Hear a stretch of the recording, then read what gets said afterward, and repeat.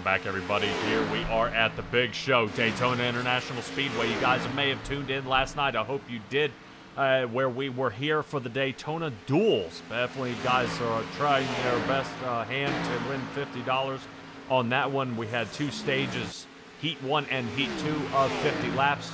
Jamie Shaw was winner of one of those, but I want to talk about the very end winner, which ended up coming down to the feature race at 55 laps at that one, and Landon Gentry with a last lap pass, swinging for that last spot was amazing. He ended up getting the win there and taking home $50 on that. We'll see a little bit of Landon Gentry here tonight once he gets out onto the track. A lot of names you guys have seen before here at Daytona and the big show, so you should be feeling pretty comfortable and be able to find some of your normal drivers out there.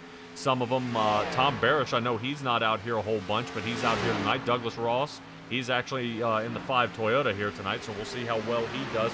Bringing out the brand new Imperium Motorsports. So he'll be racing for a brand new team out here tonight, I believe. I don't have a word for it. I don't know if he's the head of that new team, but he's definitely going to be bringing out some of his best work with some of his guys that are on that team. Drivers like Ken Couch, Thomas Stewart, Cameron Romano, and Chris Vickery. You're going to see all those guys out here tonight, but Stella, we're looking at a pretty stacked field here tonight. I think almost 40 drivers here getting out here to see what they can do with this 2.5-mile track. We do, and we have a couple substitutes in tonight. We'll have Lockwood, Kilpatrick, and Johnson taking up a couple of no-shows. All right, well, definitely do make some fill-ins. Guys do have to qualify all month to try to squeeze into these races. Definitely, if you guys haven't joined the Big Show Facebook, don't forget to like and subscribe over there to their Facebook page, and then that way you can kind of stay up to date with everything that they're doing, whether it's coming up to races or anything like that. I know they run a truck series, they run an ARCA series, they run the Next Gen series, so they have all sorts of different tracks and different vehicles that they run. But it always seems we end up at a super speedway, Stella. I know we've been to Michigan, we've been to Talladega, we've been to Daytona, and I think the smallest place we've been is Bristol. Oh my, that was small. Yeah, it was definitely a pile-up race at that one, and I know some of the drivers, it actually was a lot cleaner than some of the races. Some races we do see definitely a messy pile, but we'll see how this kind of boils down here. We should be entering qualifying here in just a moment, and we'll figure out kind of what the best times are out there on the track. I would take into account that when qualifying does happen, it's not the be-all, end-all. Some of these guys may run a second to a second and a half slower via qualifying time because they're not in the draft. They're out here racing by themselves. So people like Sean Boundy, we see he's extremely fast out there. But when he's in the draft, and he was fastest during practice, so we'll see where these guys, where this plays out here tonight at Daytona International Speedway. So let's see what we got here. Taking a look at the 42 of Lee Tidwell. I think you just said a little while ago, you and I were talking, he was the winner of the Daytona 100? He was. I had that notification up on Facebook, so everybody should really consider subscribing to Facebook. But yeah, Lee Tidwell, 42 from the Electronic Express, won first place from the Daytona 100. You want me to read you second through fifth? Sure. Okay, Jamie Shaw, number 84, came in second. 63, Gary Madu was in third place. George Cushman, number 13, came in fourth. And Chris Vickery came in fifth, number 16 car. All right, good job, especially for Imperium Motorsports, able to squeeze in on that piece. Let's take a look and see what our race is looking like tonight, because some of these are going to be a little questionable. Let's take a look at it. 200 laps is what we have squared away here for tonight. Guys are qualifying now. 3 stage breaks. It will be at 50, 100, and 150.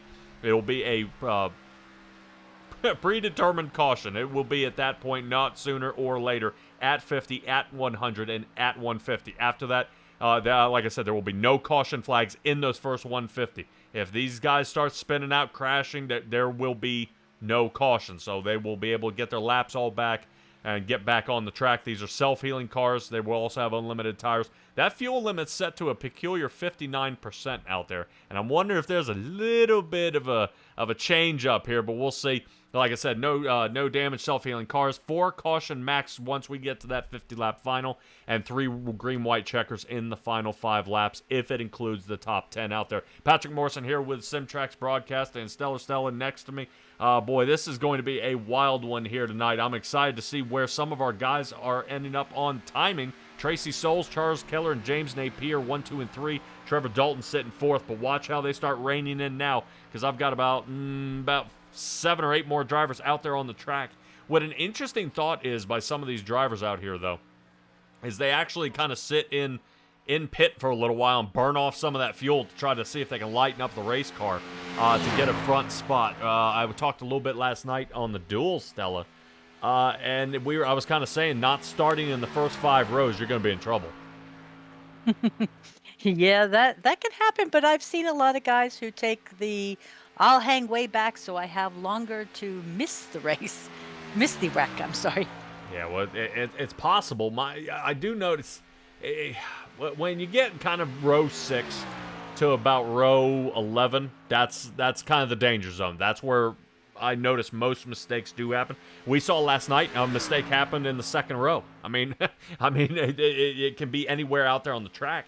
But how guys hold their line, whether they drop off the table underneath that yellow line going through the turns, or they ride too high and catch the wall, and kind of have a little bit of an unexpected turn. But you kind of figure with these guys practicing all month, everything would be calm, cool. You know, everybody kind of know how everybody races out here, and then kind of take their move off of that. I've only got 13 guys right now here on the qualifying lap. Right now we're taking a look at Sean Boundy. I said he was fast in practice. He's fast out there without the draft. Top spot for him with a 46.92. Not too bad. We'll need to confirm when we talk to Ray before the race on that caution flag situation in the last of the stage. I show 3 cautions. Maybe Ray can clear that up for us. Talk to me, Ray. Well, welcome back to the big show, Simtrax. How's it going, man? Patrick and Stella, glad to have you. Right now, I'm just sitting on pit road burning fuel. I see Bounty's up on the pole, as you indicated, but we still have at least 4 guys that can beat that time. So as soon as we burn off the fuel, we should see some guys in the 8s or the low 9s, like a 908, 909. And I have a shot at a 920, but we'll see. I've had 2 poles this month. Greg Blazin has had 2 poles. Michael Wiley's had 4 poles. And Chuck Fletcher, if he's in, has had 2 poles. So we'll see how we balance out. As far as tonight's race, on our yellow flag situation. So for this race, there are no cautions in the first 150 laps. When we get into the last stage, the last 50 laps, we will run 3. We're scheduling 3 cautions for incidents on track. Okay. We will go a 4th if there's some kind of weird, like a restart that goes haywire, or somebody loses connection or starts flashing or something unusual. We'll go a 4th, but we only have 3 scheduled. When we get into the final 5 laps, however, in the final 5 laps, we will have green-white checker protocols for the top 10. So if the top 10 are stretched out, if anyone in the top 10 wrecks, we will go yellow for them. On the other hand, if it's wadded up, let's say it's 3 wide, 4 deep, anything in that lead pack is going to trigger a green light checker. Okay? And the reason we do that is simple. We have a lot of teams racing out here, and if a team car up front needs help, the team car that's in 39th position will just put it in the wall and bring out the caution. Right. So we don't allow that. So if it's not in the top 10, we let the top 10 race it out. Anything past that, at the back, it's just a wreck. Okay. Well, yeah, it does give these guys a good chance to bunch back up and give it another shot. Watching Sylvain Sigouin here, 3rd place for him. So not too bad for the admin team. At least gotten 1 up there in the top 5. But I know you guys are still down pit road. A couple of guys have yet to start moving. I believe Nick Johnson in the 44 Chevrolet just got out here. And he's Yeah. about to clear his first lap here in just a moment. Really, Ray, who should we be looking out for on kind of speed out here? For qualifying or for overall? Probably for the race. Kind of really where's the key. I know how we saw Landon Gentry, Jamie Shaw, excuse me, last night, and then Sylvain. I mean, really kind of those kind of the killer drivers out there we should be watching big time tonight. Yeah, this month has been a good month. You have some of the best at the big show in our community of drivers. We have the best of the best here tonight. You got to watch out for Sean Bounty. You got to watch out for Christian Kilpatrick. You got to watch for Mike Wiley. Mike Wiley has 3 wins this month. Landon has 2 wins this month. I have 2 wins this month. Let me go down my list. James Napier, our defending champ from Talladega, has a win this month. Got to keep an eye on that 27 of Trevor Dalton. He's had some bad luck. Gets caught in some tumble-ups, but he is capable of winning if he gets the right brakes and the right guys working with him. And moving down the list, you have Heath Rutherford. Heath Rutherford can get to the front, but if I can borrow a line you used at the last race, he's kind of like a dog that gets that frisbee after you throw it to him, but he doesn't know what to do with it. He gets himself in trouble at the front, and he gets taken out. So hopefully, I'd like to see Heath get a win. He doesn't have one yet. He's capable of it. And when you interview him, make sure he says, I don't know what to do with my hands. Okay, I was going to say, he has to follow the script. I know that. He has a script he's supposed to follow. Well, he fumbled yesterday. He said his script was, if Landon's in front of me, to turn him. He and Landon are such a good team. Well, all my admin guys, we've spent so many hours. In fact, just prior to the race, we were practicing our qualifying setups. We were actually running qualifying times and making sure we were all going below 920. So we'll see if it pays off here shortly. I mean, we practice constantly. Yeah, that's what I was telling our viewers out there kind of all month. If if they're able to follow the Big Show Facebook page, if not your guys' website, that they'll be able to find kind of the race schedule, what you guys are doing each and every day, what times you guys are running, and then that way can join. If next gens aren't the thing they like, I know you guys race trucks, you guys race ARCA series cars and all sorts of things like that. So then they can even fine tune what they like to race. Yeah, for example, next month we're moving to Kansas after we complete this race, which is the last race of the month here in February at Daytona. We move on to Kansas, and we'll be racing trucks, the Gen 6 and Xfinity cars there at Kansas, and we'll determine about midway through the month which everybody likes and set up the final race of the month there at Kansas. Alrighty, and everybody does in those following weeks have to qualify to get into these races. Right. Now, right now, I'll just walk you through my lap if you don't mind. All right. So, on my out lap, I'm going to stay above this black line here. Right. My goal here is to hit 192 before I enter this corner, and I've accomplished that. I'm going to rest here, let the car breathe off this corner. A lot of these guys who have these slow times are running down by that yellow line. The speed is up here, down at the bottom. So right now down the back straightaway, 190, 191. I'm looking for 193. There's 192. Just hit it. See that 193? Yep. That's where the speed is. These guys running that bottom line are only running 190, 191. As I come off this corner, I'm going to ease up on the steering wheel a little bit. I'm going to take to the center, bring it out towards the black line. And then I'm going to start bringing it down slowly. Well, it's very important to maintain your speed at Daytona when you come off this corner. You don't want to stay on the yellow line. A lot of these guys do it. It slows them down. You want to come up, put your seat under this black line. See this black line? You want your seat right under it. As you get to here, you hit 193. Start to bring it down. There's 193. Get back to the bottom. Don't get too far down. You don't need to be on that yellow line. I'm going to let the car breathe, come out to the black line briefly. Center the car. Right after the Geico restart zone, I'm going to bring it down to the grass and put it on. Let's see. There's a 935. Almost. Damn it. So close. How far off was I? Oh. What, five 1,000ths? Yeah. Jeez. But that's how you run Daytona. Most guys, they think there's some kind of special tricks. There isn't. It's just how you run the car on the track. Yeah, it's definitely an That interesting was way. a hell of a tutorial. That was awesome. You know, I mean, it's okay to talk about it now because we're leaving Daytona, right? So, Yeah. Really, now they know where to block you and where Yeah. your line is. We'll keep him to the bottom.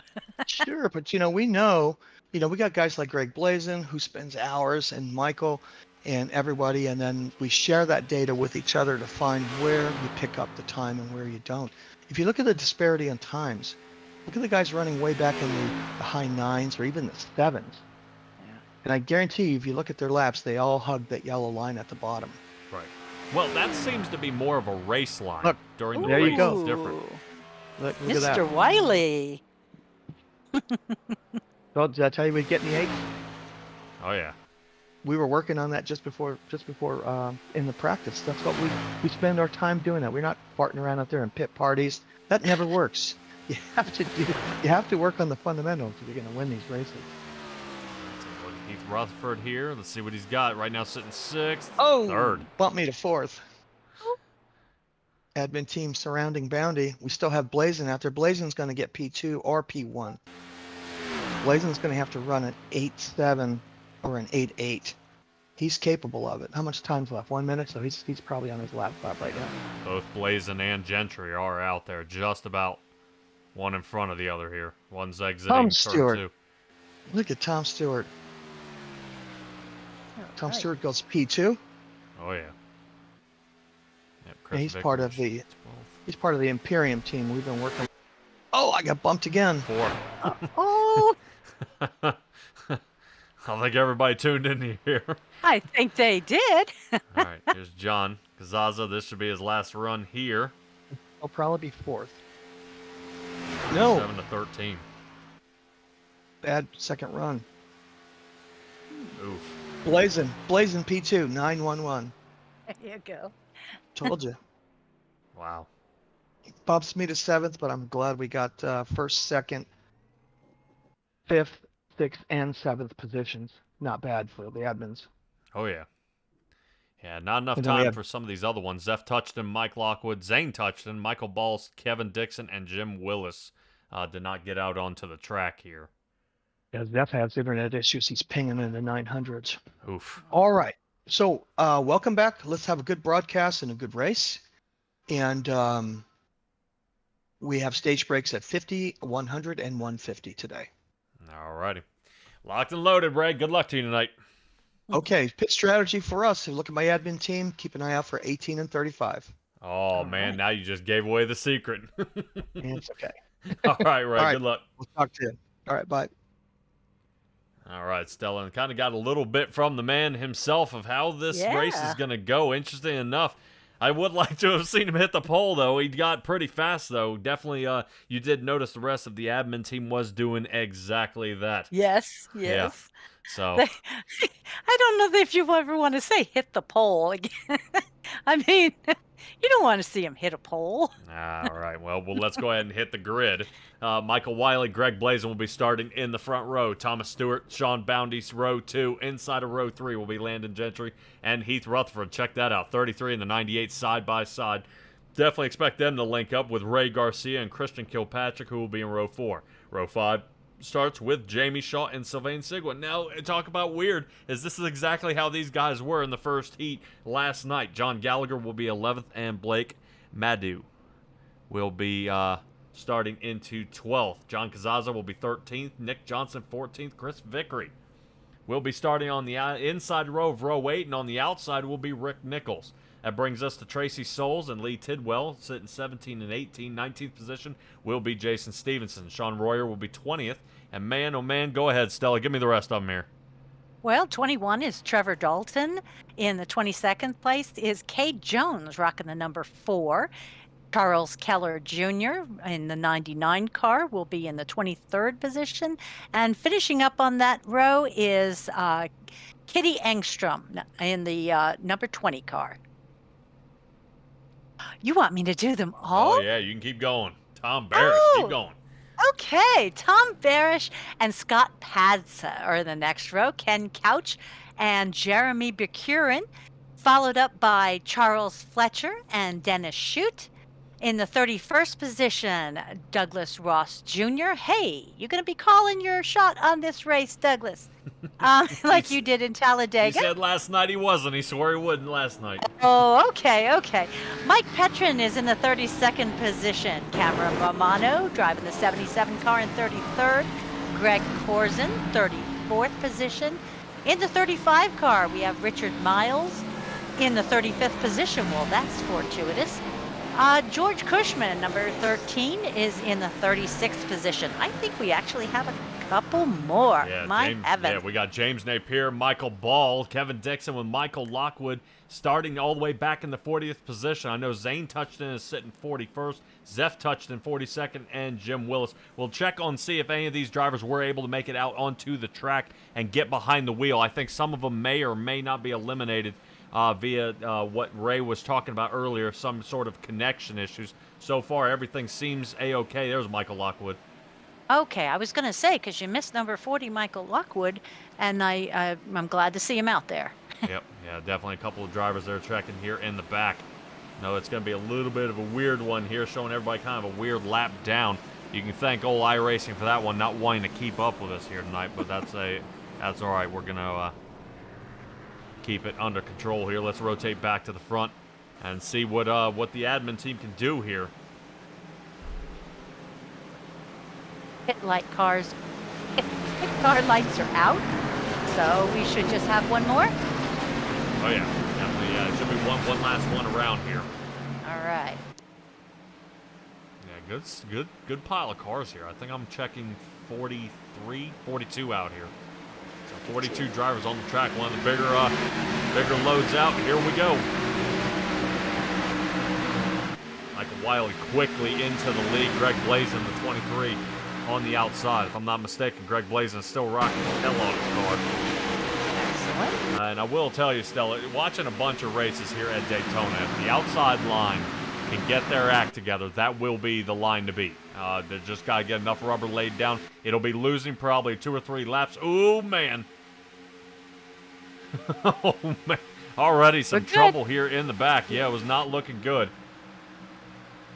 Now, they didn't know here up in these first couple stages, they are not supposed to be going 3 wide yet. Yeah, not yet. And you kind of want to get some racing down. Let's try to find out you guys, do the right thing, and get in the right spot. But I think it was Sylvain who ended up catching the wall. He's lost 6 positions and continuing to march back. Now 7 positions, still going, 18 now. So definitely a long run for him where he finally meets Trevor Dalton in the 19th position. Big time loss there by him. We saw him clip that wall on the way on the outside. I would probably say once getting up to speed, he didn't expect that. He ended up with a lot more speed than he wanted to, and ended up slinging there. I would say, remember how we were talking, what Ray was talking about, kind of his qualifying line. That's the difference between qualify and the racing line. And what you're seeing here is this inside line will not let go of that yellow line. You can't pass below the yellow line, but they're not going to let go of it. And this is exactly where you're going to see him sit here, is right on the bottom. Every turn, every straightaway, they're going to sit on the bottom. But that outside line has got to be confident in themselves to hold the outside and continue pushing. Right now, they're looking for the 84 there, and that should be Jamie Shaw, I believe. Should be on the outside trying to give him a shove here. But if he's a little unsure with Christian Kilpatrick, who should be a fill-in here tonight, whether he's willing to work with him or not. Yeah, and I'm surprised to see our 2 M&M cars in that order. Most of the time you see Landon pushing Heath Rutherford. Yeah, well, a little bit of trouble last night with Heath Rutherford. I think he ended up almost 3 up from the bottom. I think he ended up getting 10th place. I think he fought his way back on that final feature there. But had a huge pile up, ended up a lap down. Ray was a lap down as well, and him trying to come back and was kind of switching back and forth. And Heath Rutherford still trying to find his big break here in that number 98, but not a lot of work to do. You see Jamie Shaw taking that push on that 91 like I was recommending, but I would not recommend pushing on the turn. That's where guys start getting loose and wrecked out here. I'm showing right now Nichols is the first one to get wrecked out here in the in the race. Seeming these guys are way off the pace. Here, let's see where Nichols is. Down pit road now. I believe Sylvain is as well. So some of these drivers not in a good place already starting this race. Yeah, that's what I've got too. That's golly, that's too bad. To practice all month and peep, and you're out. Yeah. Now I would admit a lot of guys are complaining about these Logitech and Fanatec wheels out there. There's a brand new update, seems, for that service, for those steering wheels out there, and the direct drives are not giving these guys any feedback, or the feedback is so strong that they can't steer the car. It's almost uncontrollable around here. And a super speedway, it's normally not uncontrollable. Normally your short tracks are your biggest amount of input, especially if you have a direct drive or any force feedback, but I would swear that they're probably getting the force feedback that I do out of my direct drive, where I'm fighting the car just about 98% of the race, where it's so strong. But some of these guys are saying it's just not responding back to them, and I'm wondering if we're dealing with a little more of that out here. So we head to a feature like this, and now where everybody's starting to kind of deal with the same hardware issues. I know Heath Rutherford has been having some problems. Tom Barish has been having some problems. And that kind of makes you nervous, a little shaky as a fellow driver of, if this guy's having steering wheel problems and now I expect him to push me or I got to push him, the outlook of your race has got to be very cautious. Yeah, I've heard, ooh, we're getting a little tight there, in between 3 and 4. Yeah, I've heard you talk about some of the long races that your arms are actually tired. And I'm thinking to myself, you're not even in a race car. But so I guess that whole feedback thing can be pretty devastating if it's not set up right. Yeah, that it can be. Charles Keller top line here. Looks like he's going to be a lap down now. 3 wide as everybody gets around him here. Keller trying to duck back in, and I don't blame him one bit. Last thing I want to do is continue losing more and more of the draft, and I just keep falling farther and farther behind. But he's trying to see if he can slide back in here. I think he's just about plateaued here. There we go. Yeah, he kind of gets back up to speed with everybody else, and it's really something to see. Is talk about kind of speed. Right now, Nichols is trying to come back out here, sitting at 150 miles an hour. I've got most of these guys out here on the track over 200. Oh my! So when this huge pack catches up to him, he's going to be trying to play big time catch up and try to figure out how to get back into the pack. It's going to be kind of tricky. Because if Ray's talking about, try to tap that 193 during qualifying, these guys are not letting off a 200 at any point here during any of these turns. Well, now we know why this is a restrictor plate track. if they're plus 200, I mean, there's been what is it? They've written papers and whatnot. The 204 is the limit that those little pop-up things on their roofs. Can even keep them from flipping over. I call them anti-roll device. Okay. Yeah, it keeps the car from lifting off. Tries to keep the back end of the car down. Yeah. Well, if they're going over like 204 miles an hour, I think they can't handle it. They won't help. You're still airborne. Weird. Yeah. And I think that's one out of. I think the other restrictor plate tracks, too, I was going to say probably Talladega. I know off and on Michigan, depending on what engine package they're making them go with the following year. And Atlanta. I wonder if it's Atlanta because it's now a super speedway track. If it's now creating more, more power. But you would think now cars pulling off of carburetors now more to into a fuel injection style. They would just limit them via power, but what's stopping them from adding traction control, changing the timing on the fly, things like that to fix the engine, or or things like that. I remember something like that. But we've got a huge pile up here, and it looks like we do. Yeah, the 123 right there at John Gallagher. Ooh. He's gonna need a new helmet. I think so, and new shorts. Whoa. Oh, don't come up. There you go. He may be a little confused of where he is. Taking a look at him again. Like, you just can't get down back on the track. Fortunately, self-healing. Watch this. Ready? Boop. It'll fix it here in a second. There it is. Oh, all right. Well, that's the glory of the big show. Pop back up. Get back on. Yep. Try again.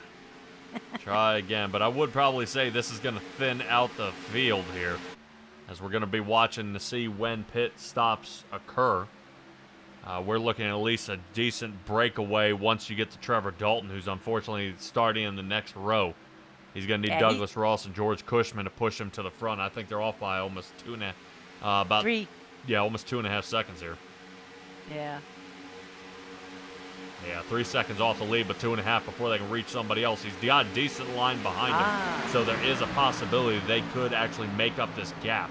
But they have really got to push. Being alone. Yeah, no kidding. But talk about running into some lap traffic here.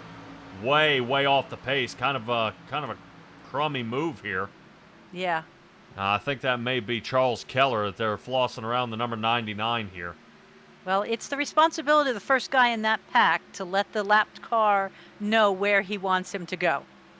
Yeah, I think it was just trying to get everybody to snake around him doing the exact same thing and not lose any more draft speed. That kind of move right there, I understand they're still trying to battle it back forward, but he hasn't gained anything now, and you definitely want him, want him to stay high and then allow them to continue moving around low line.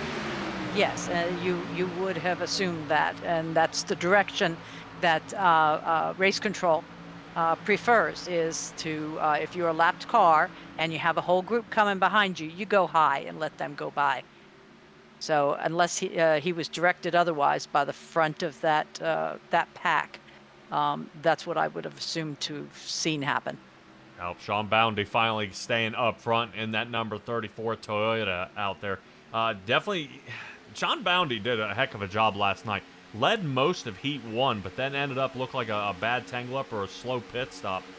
Ended up throwing him to the back of the pack. We had a little interview with him earlier, and he kind of says, tires are a joke. You know, there's no sense in taking them. It would definitely be a good idea. He was saying that cautions take rights, greens take lefts. And he said that's just due to timing. You know, he said you can shave off almost a second only taking lefts and then be able to kind of, switch back and forth which ones to do. Check out Landon actually dropping out of the run here. He's going to roll back here in front of Heath. Yeah, something's they're going to drum up something here. So right now, Thomas Stewart, Greg Blaze, and Sean Boundy and Christian Kilpatrick are following behind Michael Wiley, who is in the lead for the top 5. And there should be a lot of work to do out there in the chat. Christian, let's go 91, shake and bake. Napier is going for back-to-back wins. So we'll see how well he can do. He said out there in the number 11. Unfortunately, James Napier is sitting 26th. But Stella, we're only on lap 15. Plenty of time. He's got plenty of stages to try. And out there, Blake Madu, go the number 63 car. Glad to see you out here. And Timmy, hey, there you are. I knew you'd be out here. We're gonna go at it again. You were here for the heats and the duels last night, but we should have a big one on our hands here. We've only had really one tangle up there with John Gallagher, and it's saying Jeremy Buchanan back there had a problem on lap 12. Let's see if we can take a peek and see what happened to him. Oh, Whoops. Boy. Yeah, looks like he came down and touched the grass. Didn't get back far enough to see what caused that. Buchanan now is in a bunch of trouble, so back to the front. Landon Gentry, Heath Rutherford, Ray Garcia, Jamie Shaw, and then all the way back here is going to be Trevor Dalton sitting 10th. So interesting enough, you see they have made up some time here, about 0.2 of a second in the past few laps. But they've got to get a little more going on here. They've got to tighten up. Chris Vickery's got to snug up to the 13 of George Cushman here. And I know Imperium Motorsports, at least with Douglas Ross and Chris Vickery, they have a chance to see if they can snug it together. And I would wonder if any of these guys might try to get together and figure something out here. Yeah, because the magic number on pushing, and getting that biggest bubble you can is usually 3. 2's good, 3's better. Yeah. I always say 4's even better than that. You might be able to be able to get, closer together, especially with the anchor of the team being able to grab a hold of it. The 5, you see pushing Dalton the best he can. 13's got to snug a little bit closer, but where their big move is here, Chris Vickery. Vickery's got to shut this door because the 13 is trying hard enough to stay up with the 5. So he's trying so hard to keep caught up with the 13 of George Cushman in front of him that they're losing all sorts of speed here in this pile. So pit road should be getting pretty busy now as the admin team is on their way down. Gentry, Rutherford, Garcia, and Shaw. These 4 guys coming down pit now, so they're going to dial to the back of the field. Let's rotate back up to our leaders, where Wiley still leading this race and doesn't seem to find anything slowing his game down, and no challenges here so far. Thomas Stewart has been following him. He got a top 5 start here tonight with Greg Blazin and Sean Boundy. Yeah, they are looking good. They were running the same line, so I will be surprised if they do not come in the next now. Yeah, I was gonna say, don't. Oh man, look at the 23 roll in. Greg Blazin. Holy cow, man. Pedal in the middle, you gotta hit the brakes. So we'll see if Greg Blazin ends up with a speeding penalty here. Man, he was flying in there. I'll tell you, 34 was doing about the same clip. Right. Oh. So remember when you and I talked before about what happens if you have more than 40 drivers on the track? That's the overlapping. Oh, that's So you see the 23 sign still in the air, yet Yeah. because Greg started up front via qualifying, so that number over top of pit goes to the guy in the front. So whoever's in the back of whoever started 42nd is actually in his pit stall. I'll be darned. Yeah, so some of the guys do get confused. You're pulling into a pit stall that doesn't have your number. And I'm thinking you're pulling into a pit stall that has a car. Yeah, you kind of think iRacing kind of fix that a little bit. You know, try to figure out what to do when you've got 43 guys for a full field and that you can't figure that kind of thing out. Not to mention the tower. Yeah, pit road's getting a little bit busy here and it's shuffling up because guys who have not pit and guys who have pit. Michael Lockwood, Michael Ball, Cade Jones, Blake Maddu have not come down pit. All these guys are still out there on the track. So what you just saw is everybody shuffling through pit, and it just kind of flipped the script here on most of our drivers out there on the track. So, yeah, you definitely see probably about that 18-20 area. Everybody shuffling now. Trevor Dalton now moving up to that 11th position here. Here he comes, poking back out of pit road. Lockwood still in the lead. Right now, everybody from the 10th position up has yet to pit. Okay. And that's why that whole next thing is like 30 seconds behind. Oh, yeah. Well, they'll definitely be able to make up some room here. Now starting to light up again. Kevin Dixon, James Napier. Oh. No. Boy, I wonder if that was a little payback. Nick Johnson turning the 40-11 of James Napier. It's going to hurt his back-to-back wins. Yep. Well, he's got multiple stages here, and they'll be able to go ahead and... Very true. Everybody on a lap down gets their laps back and are on the lead lap at the end of every stage. Correct? Yes. Okay. Look at you. All right, that should be... I think, if I'm not mistaken, this should be the last of the holdouts here. Michael Lockwood, Michael Ball, Cade Jones, and Blake Maddu. Boy, more connections again. What on earth? Oh. I don't know. I don't understand why we're getting loose here. Michael Lockwood looked like he did kind of a miscue here. My heavens. Yeah, he's got to be careful because iRacing sometimes at this point will black he has flag the him. very last pit stop and they cut him off. Yeah. That's what happened there. Wow. He couldn't get to it. Wow. All right, let's get back to our leaders here. In front by 3 seconds over Trevor Dalton. Sean Boundy, Michael Wiley now sitting second. Boundy did have an 8.93 second pit stop, and Wiley only had an 8-second pit stop. So interesting to see Boundy has made the move around the side here. Greg Blazin sitting third. Trevor Dalton, there he is. That's that 3-second gap here, and I believe the other guys behind him are laps down, who he's surrounded by. Right now, Jamie Shaw will be the front of this pack here, and this is where the rest of the admin team starts coming in. That's 5, 6, 7, 8, and I believe at least 9th place, if that's not Douglas Ross here in the back of that pack. What we're looking at number 5. Oh. Yeah, Christian Kilpatrick sitting in the 91 machine. He's probably square dead center in a nice place. Not really going to be under fire by the admin team. I think they're just trying to get caught up here. And they are doing it. They are making up some time. And it's interesting enough to see that no one is out there laying any rubber toward the high line.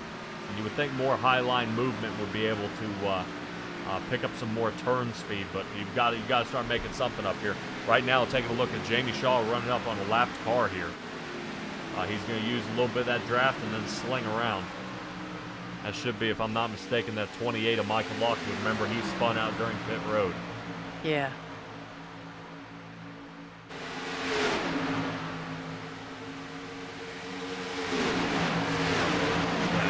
Timmy saying he had his friend got to order the steering wheel and the gas pedal, but said he had something broken on it, so he's got to get him another one.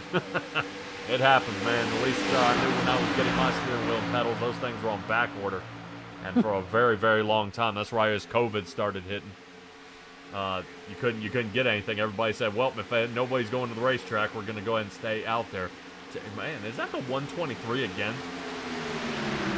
Yeah, I think that's the 123 of John Gallagher. Looks like he almost got spun out. He's ducking off the track. I think he said, I've had enough. Stop pushing me like that. Go around. Yep, here it comes. Oh, no. There's Heath. I would admit, I don't know what was Heath Rutherford doing there? I'm not sure. He just suddenly came down and torpedoed. What was he doing here? I mean, everything looked like it was A-okay, but why did Heath Rutherford get loose, and where was he going? We shall see. Yeah, I want to see over kind of the top side here and see what happened to Heath Rutherford. Doesn't really make much sense as to what happened here. I know there was a 3 wide here, but Heath runs on the back of Ray, who got clipped. Yep.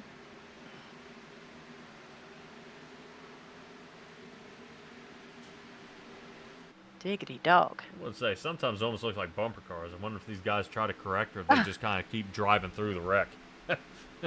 I don't know. Sometimes it's hard to tell.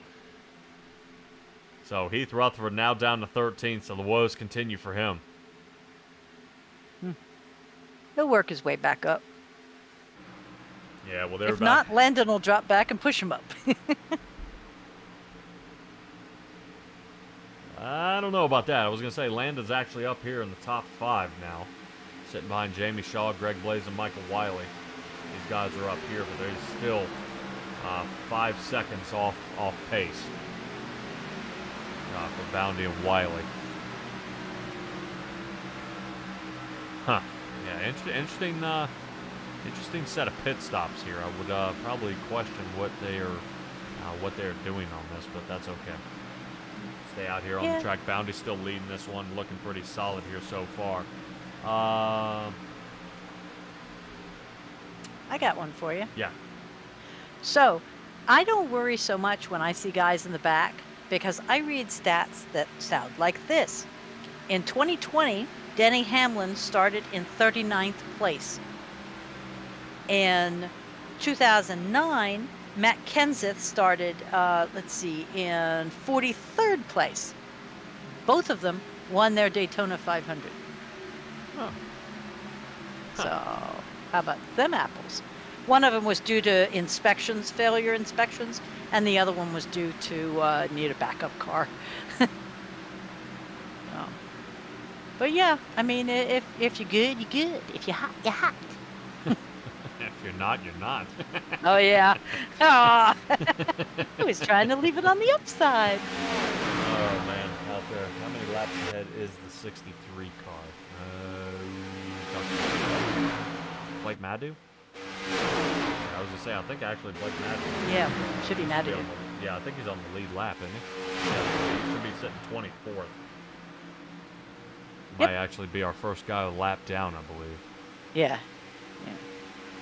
Don't worry, Timmy. Lap down doesn't matter in another 20 laps because we'll hit a stage break and everybody will be back on the lead lap again.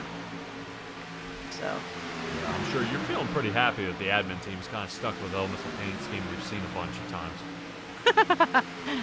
Because here we're looking at Chuck. It is helpful. Well, we're looking at Chuck Fletcher and Greg Blazer both still in their Kellogg's cars. We've got Ray Garcia and Michael Wiley still in the Skoll cars. We've got Landon Gentry and Heath Rutherford still in the M&M's machine. Yep. So, some of these guys staying out there. I believe Jamie Shaw is still in the Budweiser machine. Personally, I'm just happy when the names and the numbers of the cars match. Yeah, between okay. what I'm looking at out on the field and what I'm looking at in the tower would be awfully great. Yeah. Well, definitely, it's hard to do as well, you know, because I think this is run more of a hosted and not as a league race, so I don't think they can really stamp them what number they're going to be. That does leave it up to the driver to be the correct number, so it would be on them to get that squared away, and then after that, Yeah. it's just kind of be trying to figure it out from there. That whole leagues hosted, yeah, I'm built too low to the ground. That goes over my head. Oh yeah, as good as it gets. Taking a look, we're still keeping an eye here on Jamie Shaw and Landon Gentry. No, Danny Shaw out there rooting on Jamie last night. Jamie right now still sitting top 5 so far. Biggest mover of the race, from what I'm ticking right here, is Greg Corzin. He is up 23 positions, sitting 11th. So, and definitely when you start these fields with over 40 drivers, man, if you can get half the field, you're doing great. If you can get 3/4, you are the man. If you can win it, you are awesome. So it definitely gets pretty squeezed together here. 32 laps into this race here so far, Stella. And we've got a couple pileups, but not too bad. You know, some of them involved a lot more cars. But everybody's starting to spread out pretty big right about now. And I'm wondering, you know, what can these guys do to get caught back up? How can we bunch these guys all back up? And the only thing I can think of is a pit strategy. They've got to figure out how to pit, but no one's taking tires, and it's only fueling goes. Okay, so yeah, I didn't see any, cars popping up in the air, at least not that that we covered. So fuel and go, huh? Is that because of the whole super speedway? It's not going to kill your tires, kind of thing. Right. Yeah. Now with the new tire spec that iRacing has put out, it doesn't seem these tires are wearing as much. More like the real life cars, but some of them are saying, they just they don't have a tire wear factor, and there's it's very odd. Back when the guys were racing in the early 2000s in the or in the late 90s, you had to put tires on the car. I mean, there's only so long that tires can hold, a 200-mile-an-hour drive for a certain amount of distance. Now they're coming down. Tires are a joke. And they're putting, putting fuel and continuing to roll out there, and still at an excellent speed. We can take a look at, the drop off. Yeah, and what drop off. So we'll stick with somebody who's been in the lead. The last times here with a 43.98, pretty solid here with let's say Boundy, Wiley, and Blaze. 43.99, 43.98. Here are their best times. Okay. No tires taken. When you're only losing in the hundredths and not the tenths, why bother the seconds in the pit? Right. So my big question being that when it does come down to the stage, how imperative is it to take tires during the caution? Do you throw all 4 on? Some of these guys may or may not put tires on and sacrifice position and head all the way to the back where we've seen where the trouble ended up being. Yeah, but here we are at 35, where Ray told us to watch for the admin league to go in the pits, and guess what? Yeah, I think actually Engstrom and Jamie Shaw are down. I know a couple of other guys, Garcia, Gentry, and Rutherford. Yep. Yeah, I would question what and how long they were down there. Because from what my little ticker was saying here off to the side, some of these guys only spent about 5 seconds down pit road. Whether they got enough fuel, I don't know. Huh. I thought they may have been doing a touch and go for right now, and they'll be able to make it to the end here. Some of these guys, I'm wondering if they're going to be, if they're going to be able to make it to like lap 42, and they're going to run out of fuel, and this is where the admin team is already set up for that. That's why I was saying that weird 59% fuel limit. Yeah. I was wondering if this is going to come into play. Michael Wiley, Christian Kilpatrick are down pit road now. That leaves Sean Boundy into the lead. And I believe Douglas Ross off by almost 10 seconds off the nose of this guy. Boundy on his way down, and he will be a sole driver. Exactly what he's not going to want later on in this run. No, he's not. Because he's going to come back out, and he'll have nobody. But Douglas Ross sitting 29 positions up right now. Going for the lead. Let's see if he gets it. Yes, he does. 30 positions now. There you go. Yeah, only other person that's quite close will be Michael Ball sitting ninth. He's up 29 positions now, 30, as he moves to eighth. So definitely a big shuffle up here. I'm interested to see, what everybody does. Boundy, I believe, is still down pit road, working his way back out now.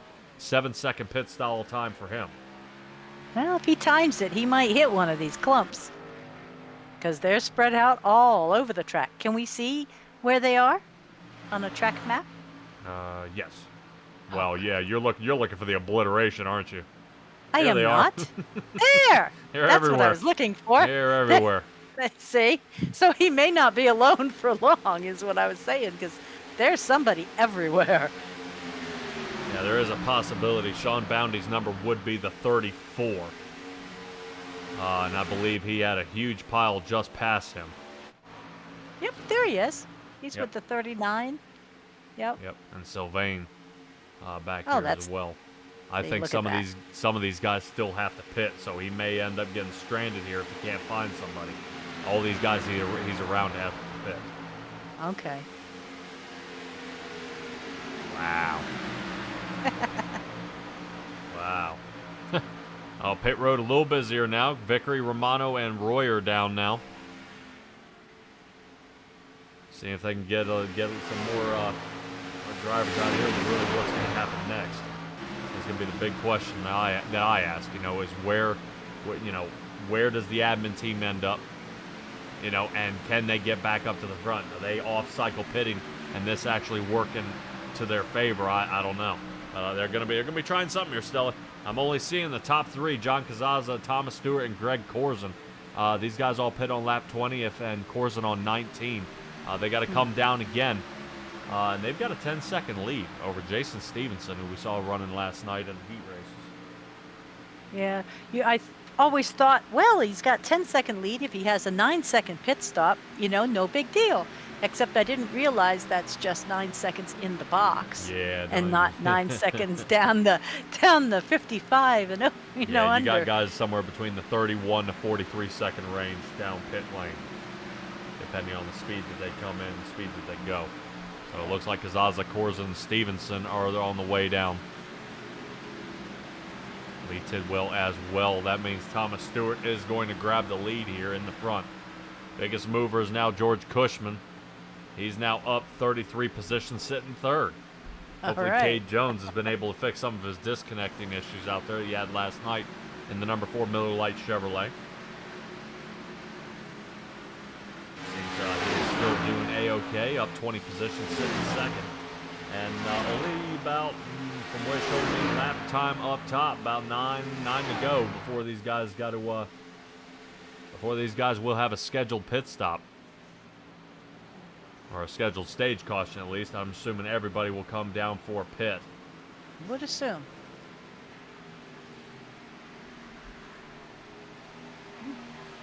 All right. Let's see where Michael Wiley is. I know Michael Wiley's going to be looking to pick up the lead here pretty soon. Thomas Stewart still showing he is in the lead. Thomas Stewart is way out there.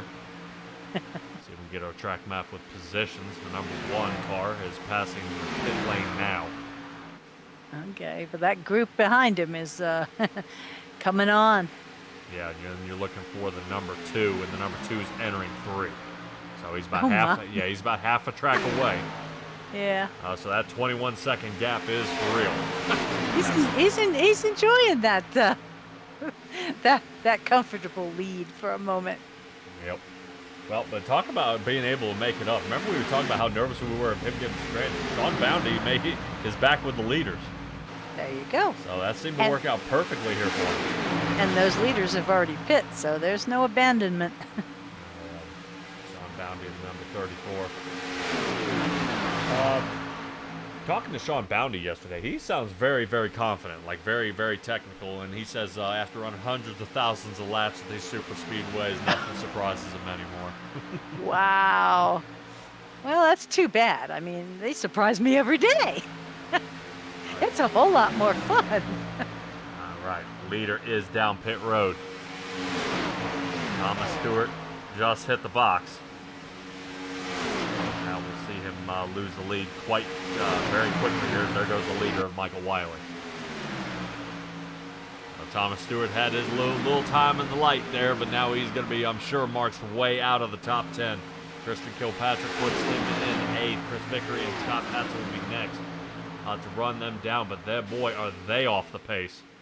Way back here for Vickery.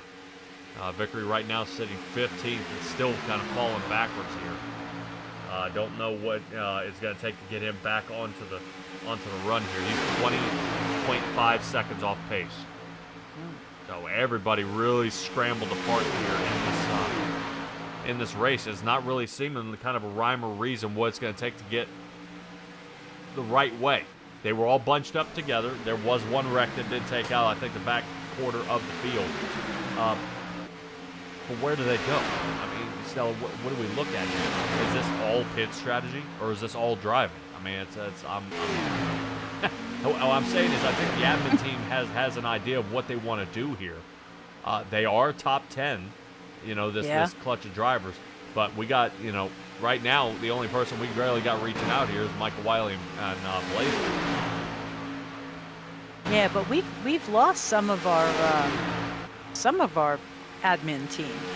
I'm looking at them being a lap down. Yeah, it's possible. I know some of them when they got spun out on some of that run, but they'll be able to get back onto the lead lap. So I'm sure we'll see Sylvain get back on there. The Touchtons, I think some of them with disconnect issues and things like that may be hindering them here tonight. I know even Gentry. Yeah, I know Landon, I think he may have had a problem down pit road. He had a 49-second pit stop for Landon Gentry. So I think he's trying to dial way back here and figure out what happened or hang out.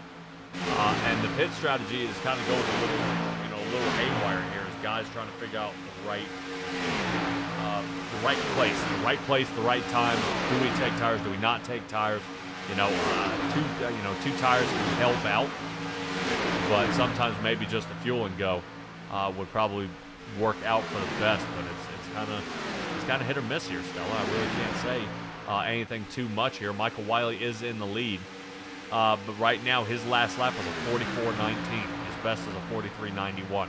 So we're starting to fall off about 2/10 now. So I would expect to see Michael Wiley throw on a set of tires to regain that speed and maybe tighten this race car up again. Because if he comes out in the lead without taking tires, he's going to need all the grip he can get. Because these guys are going to be trying to push him out of the way on the restart. So it's going to be weird. It's definitely going to be weird. We're only got about 4 laps in this one before we come to the stage caution at lap 50. Bunch them up and do it again. Yep. Yeah, I actually had the stage format here at Daytona. They only started doing that in 2017. I believe so, yes. Yeah. I think, when it came out with the next-gen cars is where they started staging them, yeah. I always thought it was kind of made things anticlimactic. Because it's like, oh, he's got a half a lap lead, yay! And then he doesn't. Through no fault of his own. But it's kind of a give and take situation. You either get the guy who's leading by half a lap and the race is already over, or I can clump them back together, give the guy some points for leading, great job, and then kind of test these guys' driving skill again by stuffing them all back together again. So I think it would all depend if your guy is the one out front. Yeah, right. Or your guy is the one in second. Right, that's exactly what I was going to say. Oh, sorry. Now, a couple of guys out here having some big time issues. I just don't know what it's going to take to get some of these guys back in the lead lap if they're able to fight their way back onto the lead lap. Right now out there, Timmy, I think how many laps is ahead of the M&M car? I believe Michael Ball is the first one starting 21st before these guys are lapped down. Michael Ball may be the next one on the chopping block here as they're catching the next pile of cars. Fortunately, stage will be over here pretty soon, but battle for the lead. I think Blazin is broken free. Blazin got the break here from Sean Boundy. Check out Boundy get that door grab. Yes, here he we did. go. Yeah, they're trying to race to the line. There is going to be a payout for the stage winner here. Let's see what they got. Rotating up top, Greg. Oh, come on, Greg Blazin. Oh, man. Nope. Greg Blazin on the inside there. Yes, he did. Oh. Yes. Shoot. I was watching Bounty come up. Oh. Yep, he didn't. Yeah, I was looking and Bounty did not make it. Nope. Let me tell you right now, Greg Blazin's thanking Michael Wiley for that push. Holy cow. Blazin had it. Bounty came down between 3 and 4 for a little bit of that door draft, and then kind of gave him a solid shove there to get him a little more speed on the inside and take away the stage win from Sean Bounty. Yeah, that was a nice close little run there. Oh yeah, hopefully the rest of the race is like that. I would like to see him bunched up again though. I know you and I on the first couple runs these guys did, they were almost 3 wide with no issues. Uh-oh. What? Greg Didn't know. What was that? Let's see that again. What was that? What? I don't. He just tagged the wall. What is he doing? Hold on, let me see if we can figure out Race isn't over, honey. This is only the first stage. Well, I'm hoping this isn't a Logitech issue. That would be pretty crummy here. Let's take a look at it. What is he doing? Off the race surface and then back up. All right, hold on. Let me see if we can. Wow. What is he doing here? All right. Now we'll kind of keep our eye out here on the wheel.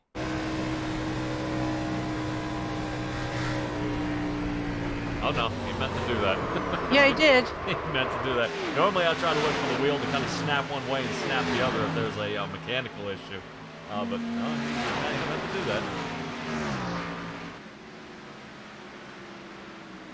Yep, time to go down.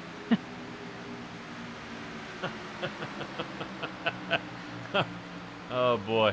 All right, let's go ahead and get pit road ready here. Everybody coming down this time.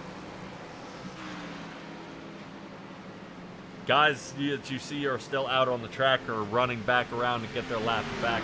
And we'll, this is how I put it. Everybody get them reset the field and do this again. And give it another probably 40, 46, 40, 47 laps, run it out to lap 100. Why would they have to run around to get their lap back? Just, I mean, if everybody goes back onto the lead lap. To help the admins with the wave rounds. Instead of going out there and you get your lap back, you get your lap back, and you get your lap back. You know, it's kind of go ahead, just drive around the pace car. We'll wave your black flag and don't worry about it. Or if they are waved around, it just goes ahead and they have to get around the pace car. Okay, I just thought, why didn't they just come down pit, and when they come out, everybody's on the lead lap again? Oh yeah. Well, let's go ahead and grab a hold of Greg Blazin here. I know he's not going to be happy about this. Greg Blazin, you got a copy? Yeah, I got a copy. All right. Well, you know I'm going to get you first. Congratulations on the stage win, but what happened the lap after, man? Oh, my screen went black on the pace lap.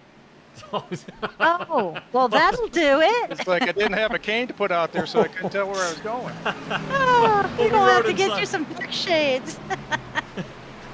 We rode along inside your car and we're like, what is he doing? Oh my Yeah, God. I was just going down the backstretch. Oh shoot, oh shoot, oh shoot. Man. Oh, Well, we have another league where the driver was driving along and his cat jumped in his lap, and you should have seen the effect on his car. Yeah, we have 6 cats, and I've had that happen. Oh no. All right, well, you got the stage win here so far. What's it going to take to get the win at the end of this thing? Well, I stayed out of a lot of trouble other than the trouble I put myself in. If we can keep doing that and stay up front, that's how you win. All right, man. Well, hopefully you are able to do that. I know Michael Wiley and Sean Bounty have really been taking charge of this race. It seems like it's your time making that move there, heading into turn 3. How did you and Bounty kind of figure out, hey, this is my time to move? Well, I saw Sean. He was peeking out for about a half a lap there, almost a lap, so I knew he was going to go. I told Michael that I'm going to, sorry, but you took the pole away from me, so I'm going to get the stage win, and it's okay. All right, yeah, all smiles here, man. Awesome job. Greg, I can't wait to see what you got for us for the rest of the race, bud. All right, sounds good. Thanks for being here. Yep, good luck. That'll be Greg Blazin, everybody, and Ray Garcia is sitting third now. Good spot for him. Douglas Ross is up 27 positions, sitting fourth. So, interesting enough, some of these guys have decided to take 4 tires. Some of these guys have taken no tires. So I'm interested to see where these guys kind of seesaw back and forth on this one. I know Michael Wiley is not going to be too chipper about that. Let's see if we can grab hold of Michael Wiley. Michael Wiley, talk to me here. What about that last lap? Yeah, I'm gonna tell Greg that he owes me half his winnings because he left me, and then I went ahead and stayed behind him instead of dumping him. Well, that's what we were looking at. You led most of this race. It seems Bounty is not going anywhere. He wants to stay in the front pack with you guys. Blazin takes away the stage win, but it's gonna be tough from here on out. We're seeing what the 23 Chevrolet, Sean Bounty, and I think Ray Garcia now mixing it up here with you guys. Oh yeah, me, Greg, and Sean, we had it figured out up there. We were moving on. I could hear the second pack talking about trying to catch us, but they weren't. We had it going on, but tell you what, one wreck up here and that'll change everything. Oh, yeah. Absolutely. Yeah, there was definitely a wreck there in the back. I know Rick Nichols got in some trouble. John Gallagher got in some trouble, and Jeremy Buchanan has been crashed out here so far. Definitely pretty nerve-wracking. At least most of it hasn't been in the front. I would say, danger could be anywhere. How do you stay out of the danger?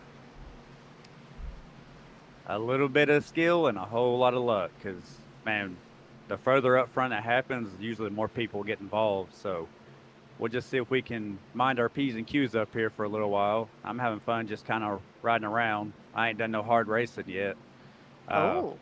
You'll see us tangling up here pretty soon, though. It won't take long. A lot of money on the line. Well, I always say, with money on the line and frustration gets going, if a lane stalls out, I don't mind driving next to people, but if you're there for 4 or 5 laps and I'm still looking at your fender, that's where people start pushing. Hey, man, I'm tired of sitting here. Let's get going. Michael Wiley, pace car off. Good luck to you, bud. Thank you, guys. Yeah, with last I heard, there was $800 in the pot this evening to be spread out across 1 through 10, your fastest lap person, your hard charger, each stage winner, and your pole sitter. Wow. Not bad. Yeah, no kidding. And we get back under green here. Let's get this one underway. 45 laps until the next stage here. It's going to be a long way to get there. I know some of these guys are already single file here all the way back. I believe that is Greg Blazin still hung out on the top end here. Try to see if we can find a little something. Eminem's car. I think that may be actually Landon Gentry, who's still hung out to dry here.